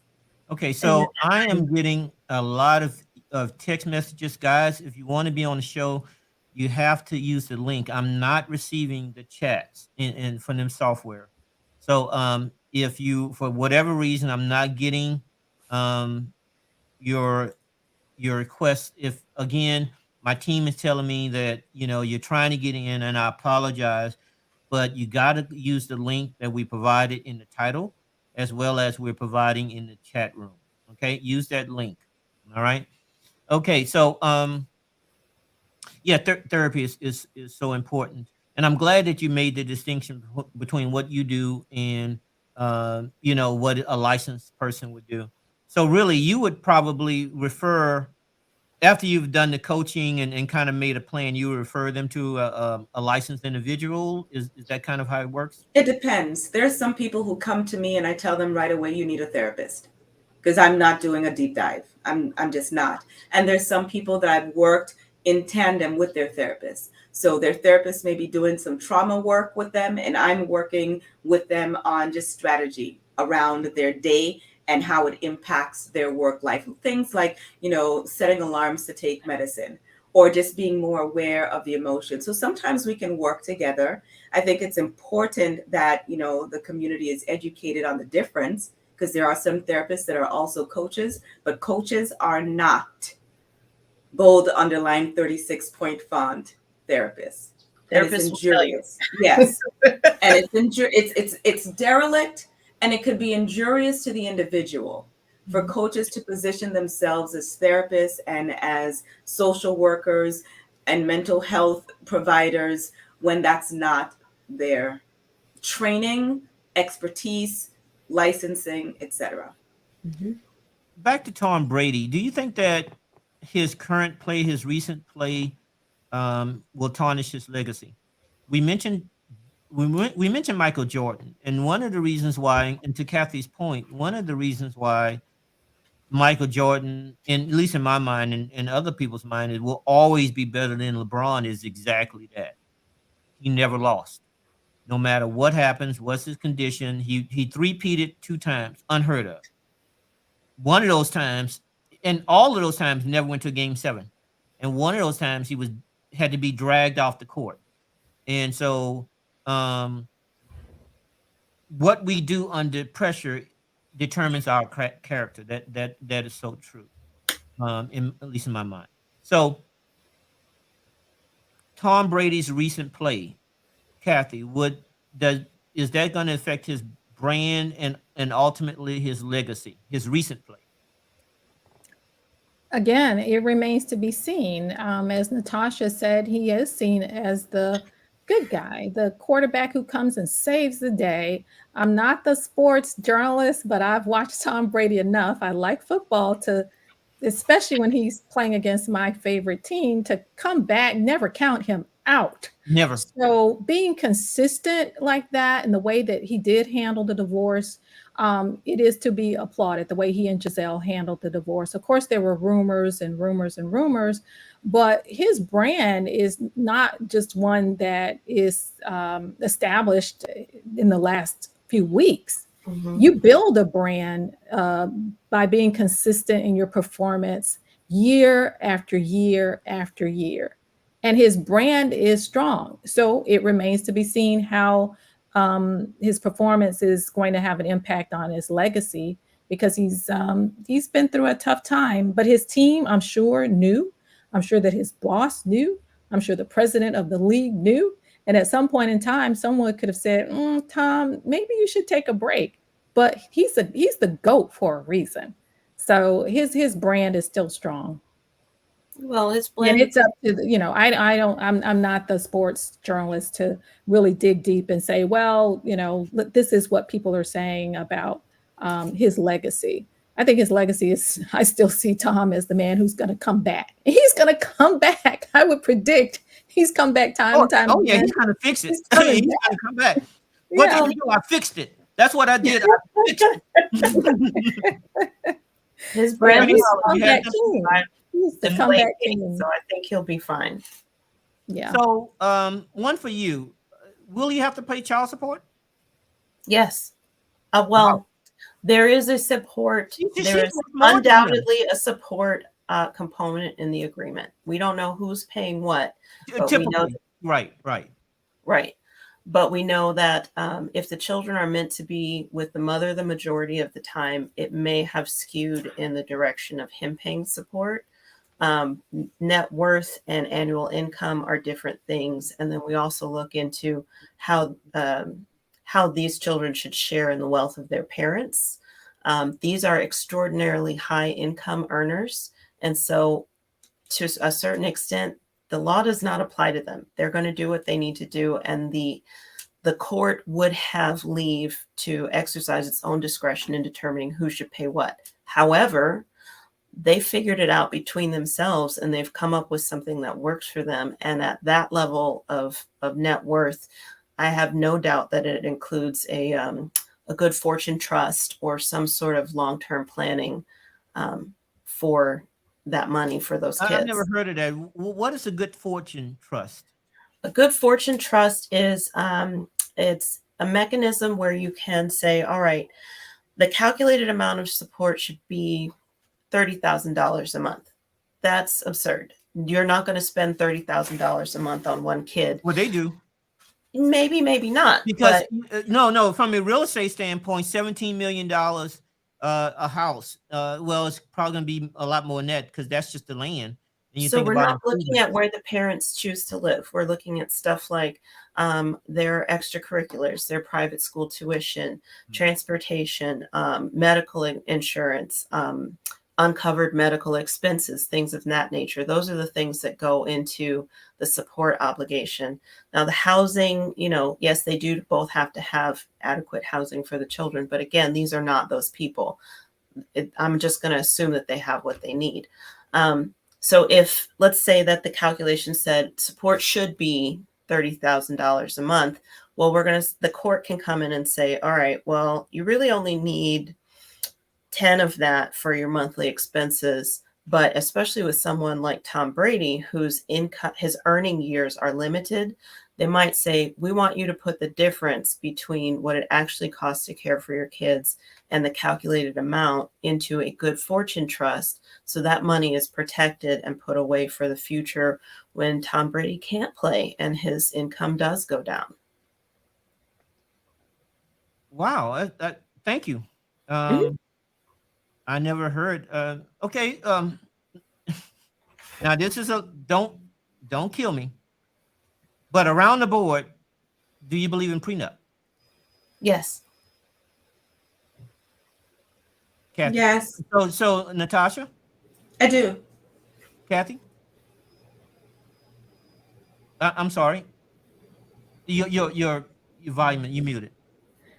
Elaborate on cleanup. Prenup. Prenup. Oh, prenup. Oh, yes. My sister had a prenup and she married a widower and he had assets to protect. Mhm. And so that was the first person I knew who had a prenup and there was no disagreement about it. Absolutely. Yes. So for high net worth people, and you guys wouldn't get offended if you walk in with yours and they walk in with theirs, that there's an agreement in place. Absolutely. Right? An agreement. From a male standpoint point of view, should that be a red flag if the woman don't agree to that? No. Or everybody's different? If you are getting married for the purpose of preserving your legacy and building something bigger than what you are right now, you want to be with someone who is forward thinking enough to look at that prenuptial agreement or that premarital agreement as a plan. If you plan to be wealthy, if you plan to be rich, if you plan to have assets to pass on to your kids, you should plan your marriage. And so a lot of people think of prenuptial agreements as planning to get divorced. The way that I approach them and the way that collaborative professionals approach them is to say, we're going to plan the first 5 years of the marriage. We're going to set some goals. We're going to put some people in place so that when your communication breaks down, you know who you're going to. When the bank account is empty and the lights are off, we know who to go to talk about our budget and get back on track, because one of us is a saver and the other one is a spender. And those are normal things that we have to overcome in the course of a relationship. It's a lot of work. But Andrew said earlier, the best way to predict the future is to plan it. He's I not agree wrong. with that. I think many times people look at, prenuptial agreements just based on, money only. But what if one person wants to go to therapy, but the other one doesn't? I love the point about the communication. When we have a problem in our marriage, what's the plan for resolving it? And we could both be independently wealthy, but if the communication is gone, if the intimacy is gone, if what got me into this arrangement is gone, what's our exit strategy? When you no longer want to try, how long should I wait for you to come around before I get to leave with what I came in with and go find my happiness elsewhere? Right. And marriage is a contract at the end of the day. It really is a contract. And it Those can be vows tough. mean things. It can be tough to get out of, depending on the state you live in. And so it's really important to understand what the contract means in each state that you live in. I lived in Mississippi, and there was no such thing as a no-fault divorce, whereas in Florida, depending on your assets and children, things of that nature, the divorce can go on and on, but at least there's a such thing as a no-fault divorce. And I do want to say my sister and her husband are happily married. They've been married for more than 20 years. So they went in as mature adults and understood that they both had assets and he had children and they needed to protect them. So it really depends on the couple and what they are. And then I've heard of people who did not marry the other person because they would not sign the prenup. But I do believe in it. It's a mature contract at the end of the day. Right. Absolutely is. And if you do it without, at least in the beginning, without the emotions, it could be a very fair contract, right, Attorney Holland? Well, fair is in the eye of the eye of the beholder. Fair means different things to different people. I like to go for durable contracts. Those are ones where we have taken the time to actually figure out what we mean when we say, the thing in paragraph 6. Like, what do we really mean? What does that really look like? So a durable agreement is what you're really after. What's the difference? It's a difference in mindset. We were talking about contracts earlier and how a contract is a contract. Well, at this level, of football playing, there's absolutely an early termination clause in the contract. Like that, how to get out of something like that. It is foreseeable that a football player would get hurt or not be able to fulfill the full term. Like that happens. And it's the same with marriage contracts. If you can't fulfill the contract, sometimes if you really get a good lawyer, you get into it and you put in, you build in your remedies and you say, this is what I want to get if you do this. So we see a lot of stuff like alimony step downs. If we are married for so long and we split and you cheated, then you don't get alimony, or you only get this much alimony. So we look at all of the conditions that we want to contract for. And to what we were saying about Gisele, holding Tom hostage and issuing him this ultimatum, she just decided that she didn't want to participate in this contract anymore. And fortunately, we live in a time where you don't have to cut your spouse's head off to get out of the divorce or to get out of the marriage. And your practice could help someone who is wanting to structure a durable contract. Absolutely. Is that what you focus in on? That is what I focus on. I focus on amicable divorce, uncontested divorce, and mediated agreements. I do a dash of guardian ad litem work as well because I really care about children. And what we are doing, especially in a marriage, is building something for the next generation. Mm-hmm. More often than not. Of course, there are some families that don't have children, and those are families too. I don't want to mm-hmm. count those people out. Mm-hmm. But I think they've done a great job of keeping their emotions secondary and keeping the right. best interests of their kids right. primary. I mean, totally low key. I mean, they, super low key. They are like, hey, we good. We just don't see, we're not on the same page. But they've Exactly. never been, public people. Like they're not the social media daily posters, breakfast, lunch, dinner. They've never been that. So if they weren't that during their marriage, I don't expect them to be like that, spilling secrets and leaks. No, this was an example of how it should be done. Absolutely. Absolutely. It was a Absolutely. good guy divorce. So the Attorney Holland, what is your perfect client? Oh, my perfect client is someone who is contemplating divorce and they have not already filed.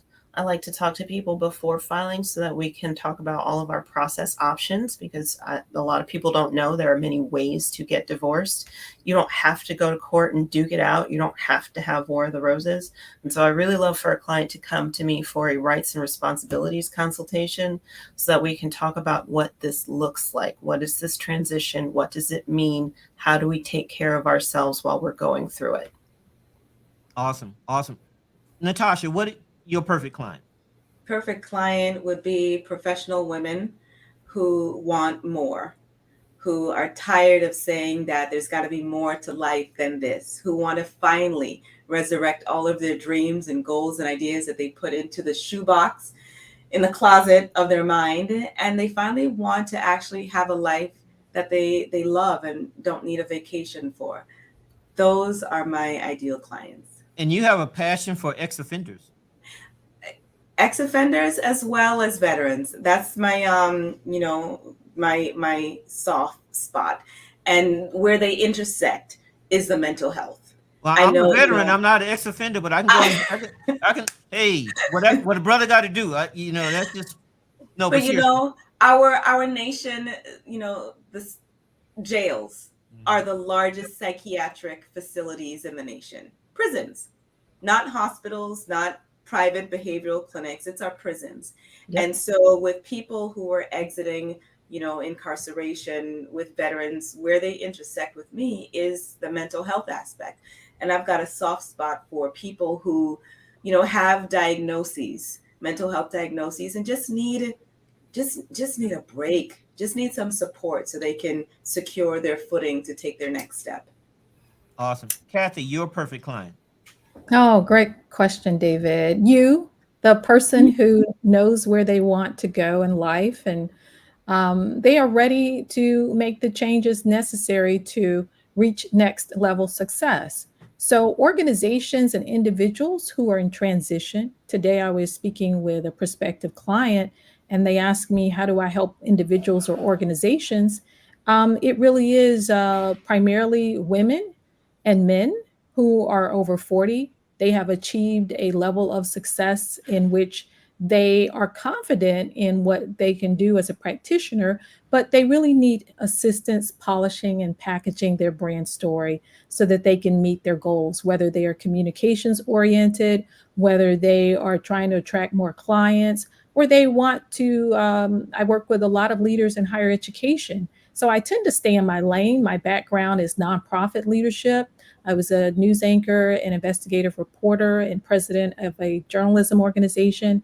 I was in the business for 20 years, so I also have cohorts of journalists. These are individuals who are leaders. So I work with nonprofit organizations, I work with corporate clients. I also love the healthcare space. So many of my clients are in that space.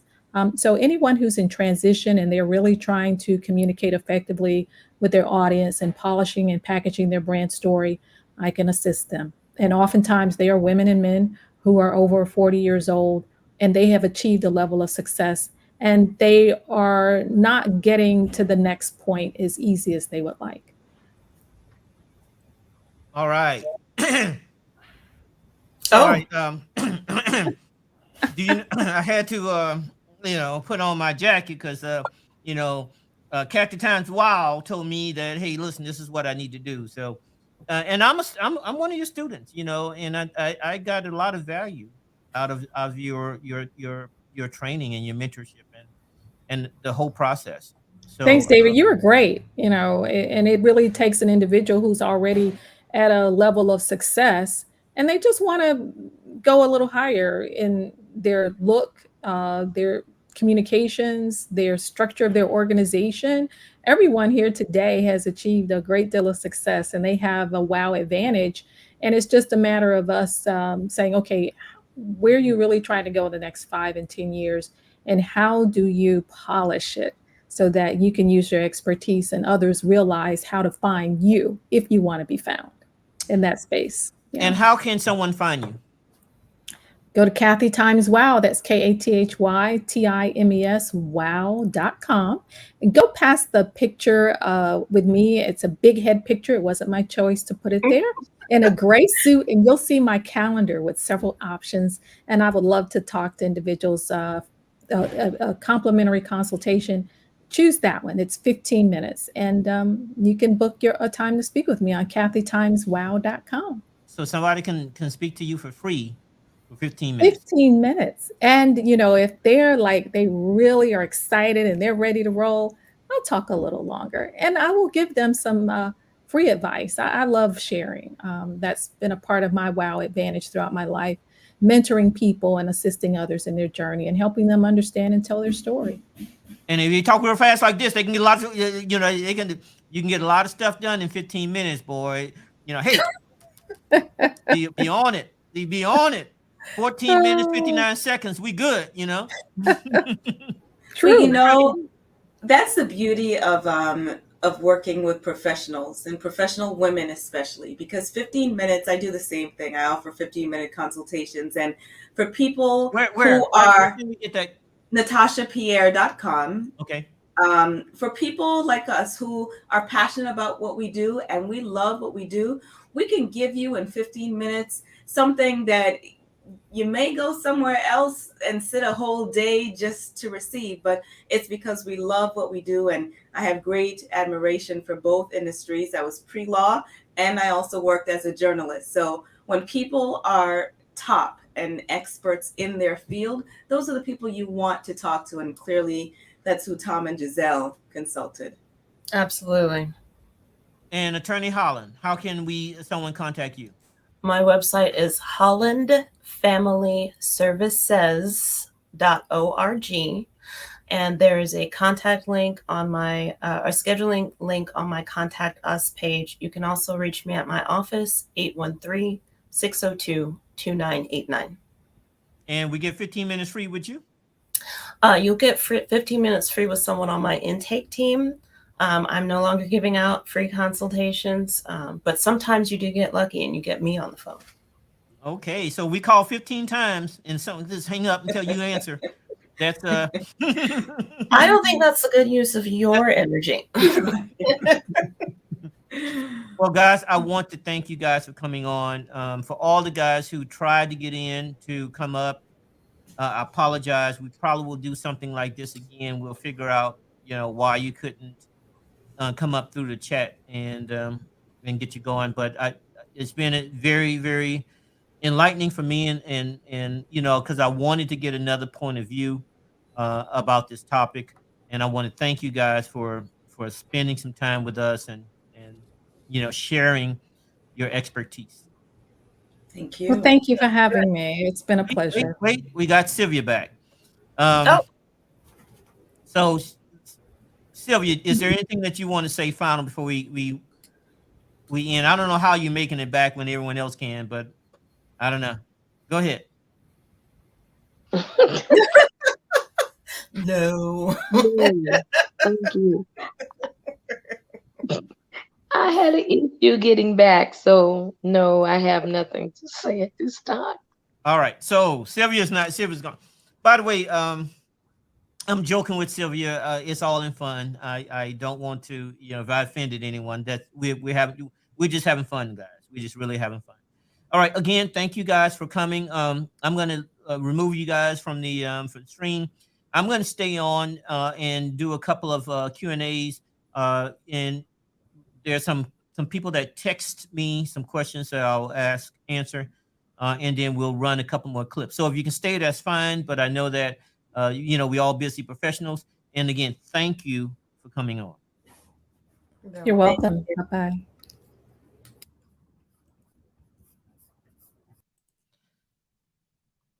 All right, guys. So we had a very good discussion. There are a couple of questions that were texted in to me. So here we go. My team. The number one question in today's poll was, will he retire? Yes, he will retire at some point. At some point, he can't do it forever, and so he is going to he's going to play this season, and I think that he would probably, depending on how the Bucs end the season, is his if he decide that he's going to do it another season. He has money, guys. He has money.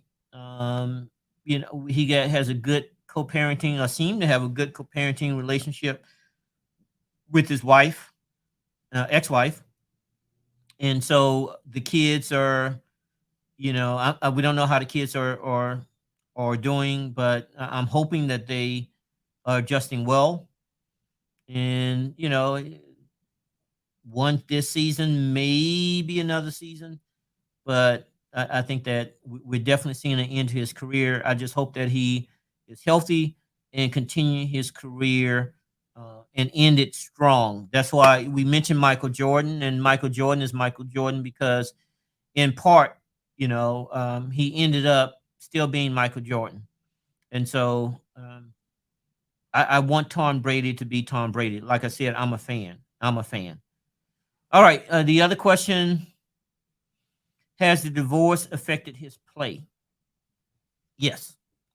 As I mentioned before, Tom Brady is, the Bucs has had their worst starting season ever. Is been reported. I didn't individually check that, and so the something is going on, and that something could be related to the team. And Tom Brady is the head of the team. It is what it is.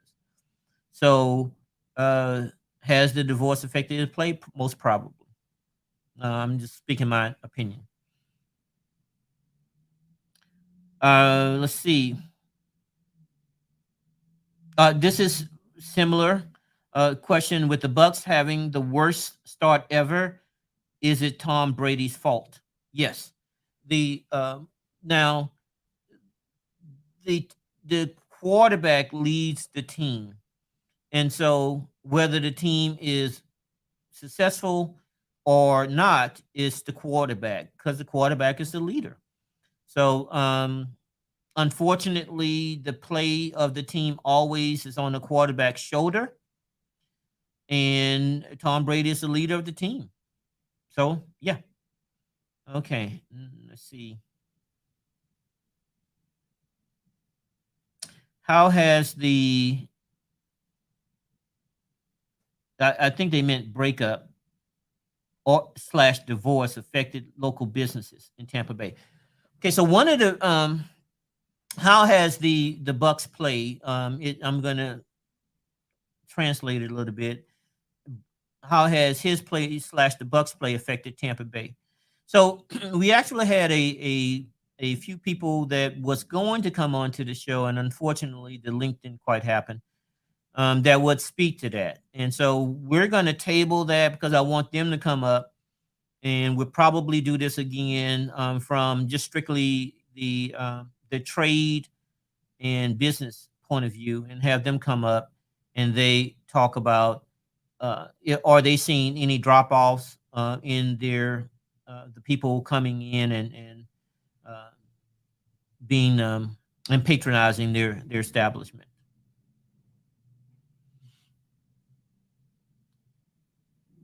This is similar. How has the divorce affected business in the Tampa Bay area? So, as I mentioned before, it definitely has. We're going to have some people come up and speak. Yes or no, yes or no, has if it has affected their business. So, Sylvia, I see you're still here. Let's see, and Attorney Hall. Attorney Hall is still here. So I'm gonna bring Sylvia up. Sylvia, you there? Yes, I see somehow you're making it in. I don't know how. it's Uh, an effort. However, I am making it in. I dropped off a few times and tried to get in, and it just let me back. I don't know what I was doing except for connecting the link as as what the link that was provided, and it let me in. So I'm that special individual. you're special individual. Okay. All right. So I'm giving my point of view on these questions, and I'm going to go through again, and I'm going to see if you have any different point of view, and feel free to come up. And I see Attorney Holland is still here. Let me see if she's wants to come back on.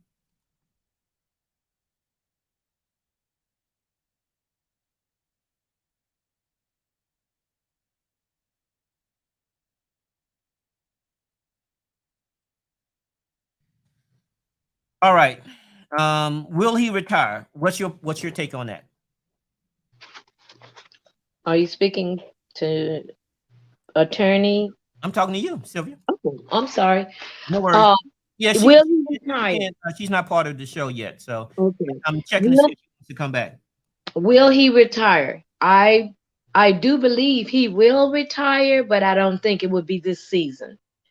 Um, because I just feel that he's not that type of, his mindset isn't to quit, Mm-hmm. and his obligations are held high. And I Mm-hmm. feel that he's going to play it through, and not, it won't be, it's going to be the best that he can do. And that's what I see. He's going to do the best that he can, Mm-hmm. but don't, as an individual looking on, I am not going to measure his performance from last year to this year, Mm-hmm. because that would be unfair to him. Okay. Well, you know that men, that's what we do. We measure. We don't care if it's fair or not. We measure the performance. That's why we keep scores. So, Exactly. so with men, However, I'm not. we definitely would compare his stats from this year to last year and try to make some determination. I'm just giving you a male point of view on that. That's all. Oh, I get it. I get it. Hmm. Um, has the divorce? Okay, the second question I received was, has the divorce affected his play? I said yes. What do you say? Sorry. I'll say yes as well. Okay. Yeah, it has. It has, and it's been affecting it a while. I'll say what, 4 games back, and you can see it. You can literally see the way he was. Well, the word is performing, and it wasn't that he wasn't executing, and that's why I said what I said. It's so unfair as far as I'm concerned that you measure from, numbers are one thing, but how do you measure emotion? You really can't, and that's what's being played. His emotions are out there, Mhm. and you're seeing it for the worst of it. And I don't think, frankly, I think that he didn't project that he would, that the decisions that were being made would Mhm. have that much of an impact Mhm. in his performance Mhm. on the field. And in other words, he underestimated it. Mhm. So I think the attorney wants to come back. Let me add her. Are you okay for some to? Sure. Did you say yes? Sure. I'm still here. Okay. All right. So we are responding to questions we had a bunch of people trying to get in and couldn't. So Mhm. my team got look like it's the top 14 questions. And they sent them to me, and we're just answering it. So Okay. we kind of just start from the top. We kind of started at and said, will he retire? I said yes. Sylvia said yes, and you say I don't know what he's going to do. He's going to do something. maybe. Eventually, Mm-hmm. something will happen. Mm-hmm. Let's Right. wait and see. They're asking us to please wait and see. Okay. All right. Has the divorce affected his play? I say yes. Sylvia said yes. You say I don't know. There's so many things that could go into his play. We talked about a lot of them in the show. I would not want to rush to assign causation to the timing of this divorce meaning anything with regard to his play. I don't know. so. My team has sent me a message, and basically, we've gotten your contact information. We will be putting it out to in the link in the stream as Okay. well as in all social media. Okay. All right, great. Thank you. No worries. All right. Question 3. With the Bucks having the worst start ever, is it Tom Brady's fault? I said yes. Sylvia say Ooh. I don't know. I can't give you an answer because I'm not that well versed with that. I don't. If you have a bad defense, I really don't believe that's it's the not the quarterback. quarterback fault, right? If Yeah, they run right. into your You know, defense. yeah, that's how I look at it. So I can't Mhm. say yes, but I guess to each his own. Their own Yep. So just FYI, we still have people that are trying to use the link, guys. Somehow Sylvia made it. Use the link. Just come on up and join the show. Again, we apologize that you cannot get through the chat room. All right, what say you? What was the question? With the Bucks having the worst start ever, is it Tom's Brady fault? No, it's a team effort. Football is a team sport. So I think it would be too much to blame, you know, the outcome on any one person. Okay. How has it's a typo here, but I'm assuming they say how has the Brady's divorce affected local business, and I kind of answered that that we had a couple of local owners wanting to come up, but unfortunately we couldn't get them up. We're going to probably do another show strictly answering that question from a business standpoint.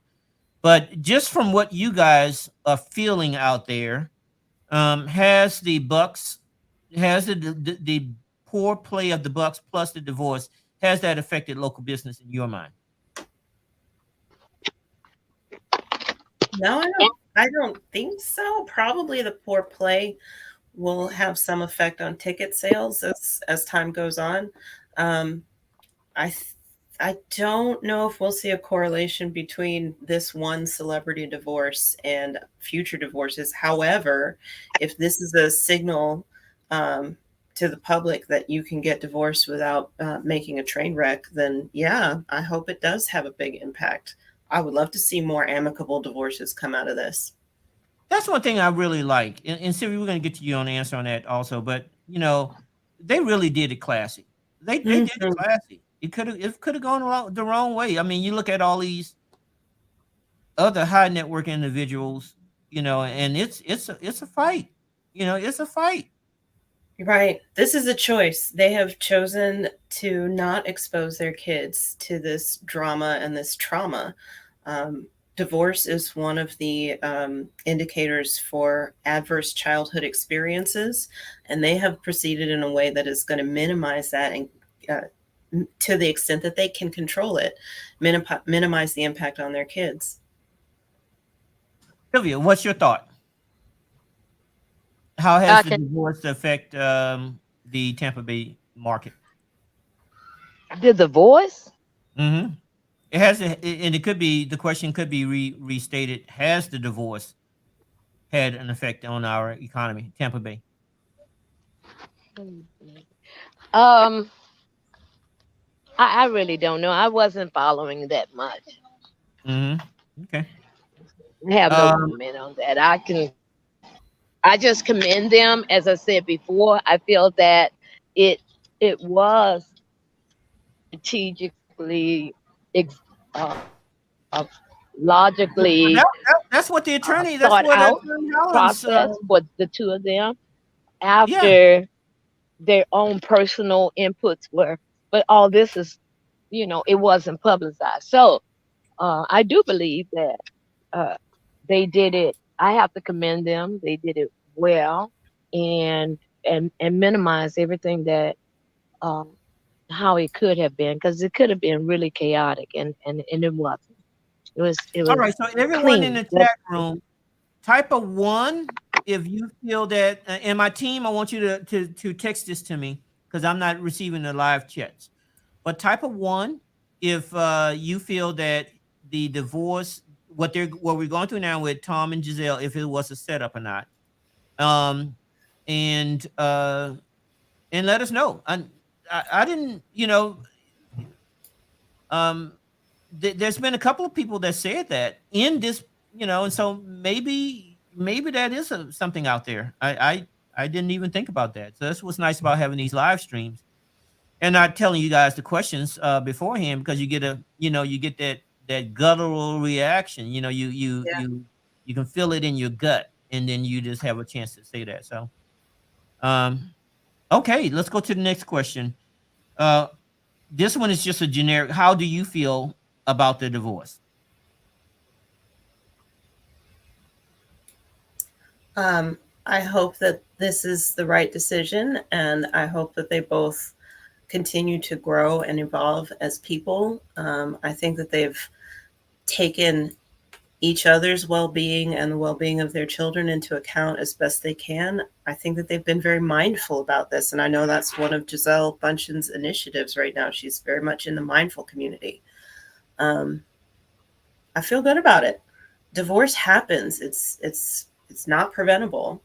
It's going to be out there. It's been out there for eons. So, I think they did it pretty well. Okay, let's see. A couple more. This one's what the business community is saying. So, you're a businesswoman, a business owner. Mm-hmm. What have you heard about it from the business community? I haven't heard anything yet, but I imagine this will be the topic of discussion at my networking group on Thursday. So I'm waiting to hear. Mm-hmm. Actually, I got a text message from a colleague, and she might be calling to talk about it. So I'll find out. So she saw you on this broadcast, on this live stream, and text you? Perhaps. I Okay. haven't found out yet. I haven't called her back.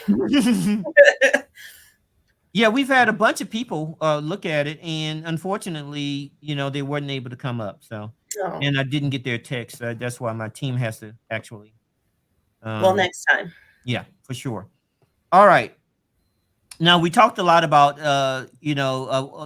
some people say, well, what did women think about it? And I think that we kind of covered that. There was a little bit of a divide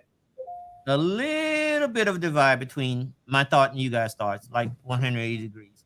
But Just a small difference. But yeah, it's fair to say that we had a difference of opinion, and I thought that was very enlightening. How we thought about it. I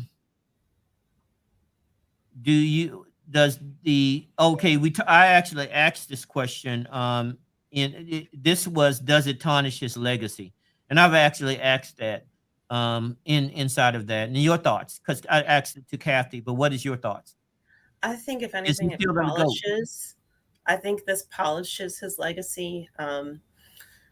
We have enough people who are out dragging their business in the public streets and the court of public opinion. And I think that it's a classy move to keep it private and do it this way. They definitely have some advisors who are helping them out, and they're worth whatever they're paying them. So it in your mind, it enhanced his legacy.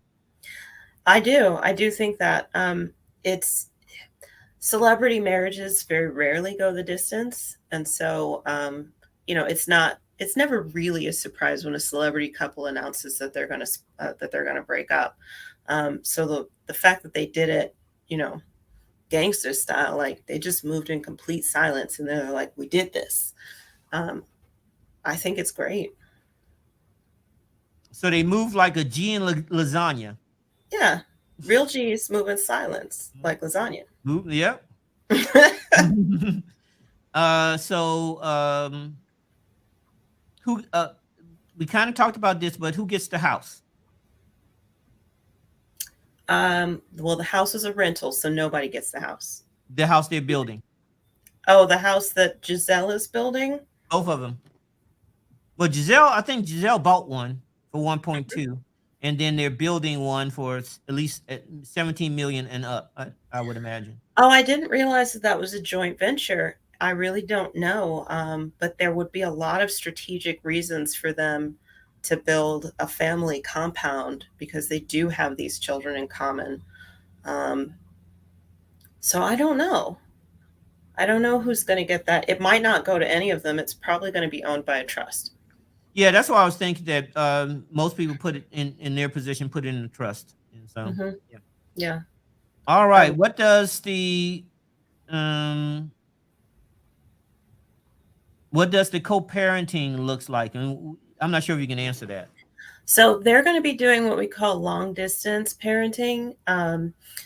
Although Miami is only 4 hours away, it's still 4 hours away. But if you're going, like practically the way that traffic is, if you're going to live more than 10 or 15 minutes away, you may as well be across the state.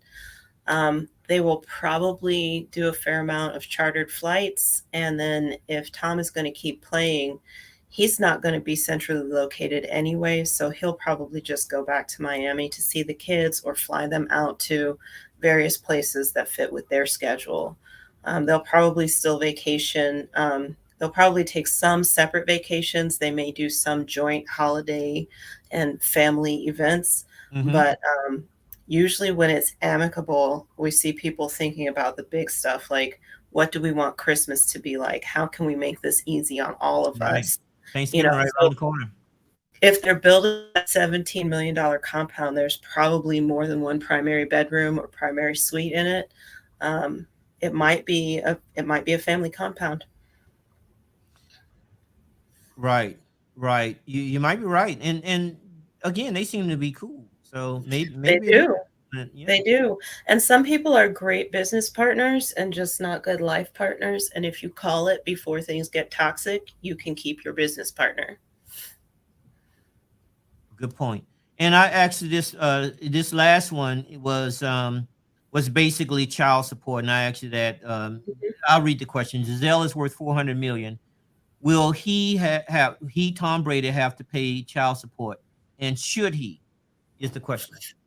I'm not sure what they've come up with for the arrangement. I'm not sure how they're going to count their overnights and how they're calculating their annual incomes. Probably in this case, neither one of them actually needs money from the other to take more than enough care of these children. Right. So that they may have even agreed not to exchange child support, which is something that you can do when you divorce amicably. Okay. Well, that was the last question. And again, I thank you for staying for the overtime. Sure. I know that you said that you only had you can say only a couple of minutes. And again, thank you. I learned a lot from your expertise. Again, how would somebody contact you? 813-602-2989 or at hollandfamilyservices.org. All right, hollandfamilyservices.org. And you said that, if they reach out to you, you can kind of, you didn't say it was a free consult, but you'll get a free 15-minute call with one of my intake specialists so that they can learn about what's going on with you and figure out if there's anything time sensitive. If there's something time sensitive, like, a hearing on Thursday, we'll try and squeeze you in if possible. But usually we'll book out, a week or two, send out this resource package that I'm working with. It's called Our Family in Two Homes, and it invites you to do your value sorting and your introspection on your own. So it's pretty cool. So what's it called again? Our Family in Two Homes. Wow. It's an actual tangible workbook. My office sends it out, and you do pages 1 through 13 on your own. You never have to share your notes with anybody. It's your own private journal. And in those first 13 pages, we walk you through, like, what is important to you? What do you want to carry into the future? What do you want your legacy to be? And a lot of people have not thought about it. And divorce is a crisis. It's a turning point. It's a good time to take stock and really connect with yourself. Get out of survival mode and get into thriving mode. And everything's covered by attorney-client privilege, right? Absolutely. All right, so they can go there and completely open up to you and get to the bottom of it. Absolutely. When we do the paid consultation, it typically lasts 60 to 90 minutes. And a lot of it is me taking your family history and learning about your bad facts, the things that you want to keep deep down buried in the way back of the closet. But they matter. And a lot of time, those facts will point me to what your interests are so that I can get a client pointed in the direction that they want to go, All right. Again, thank you. Thank you again for coming in. I'm going to drop you off. And guys, I'm getting a bunch of texts. I know that you're trying to get in. You got to click the link. Just click the link and we'll bring it right on up. All right. So again, I want to thank you guys for supplying the questions to me. Thank you for coming out and sharing your thoughts with Tom Brady. As I mentioned, I'm a fan. Love the Bucs. Love him. I guess being a frustrated, not very good athlete, not the pro, and never did, and knowing what the sacrifices and physical sacrifices and all the things that he had to take, he had to do to get to where he is. Anyone, even in business, if you are, I always have a special appreciation for self-made people, self-made billionaire. Look at Elon and all these others, Jay-Z and all these others, people that basically did it themselves, first year generation. I know how difficult that is, how much of a push you have to kind of get it going, get the inertia going, which is a different type of push that's needed to keep, once the ball is rolling, that's needed to keep it rolling. You have to, it really feels like you're just constantly pushing it uphill.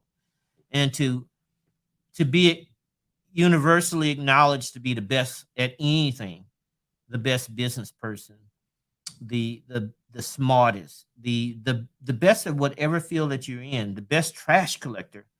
I mean, that takes something. And so I appreciate that. And as a fan, I wish Tom Brady, I wish the Bucs the best. We just trying to get a little insight here on this show as to what possibly could be going on. No one knows. We know that it was a total class act between them. Tom and Giselle, it was a class act because none of this stuff was in the streets. It wasn't public until it was done. They moved like a G, like in lasagna. So it was really done. And so I hope that the Bucs can rally and end up with a really good season, get to the playoffs and win the Super Bowl. So again, stay grinding, and that's Bulls, but go Bucs.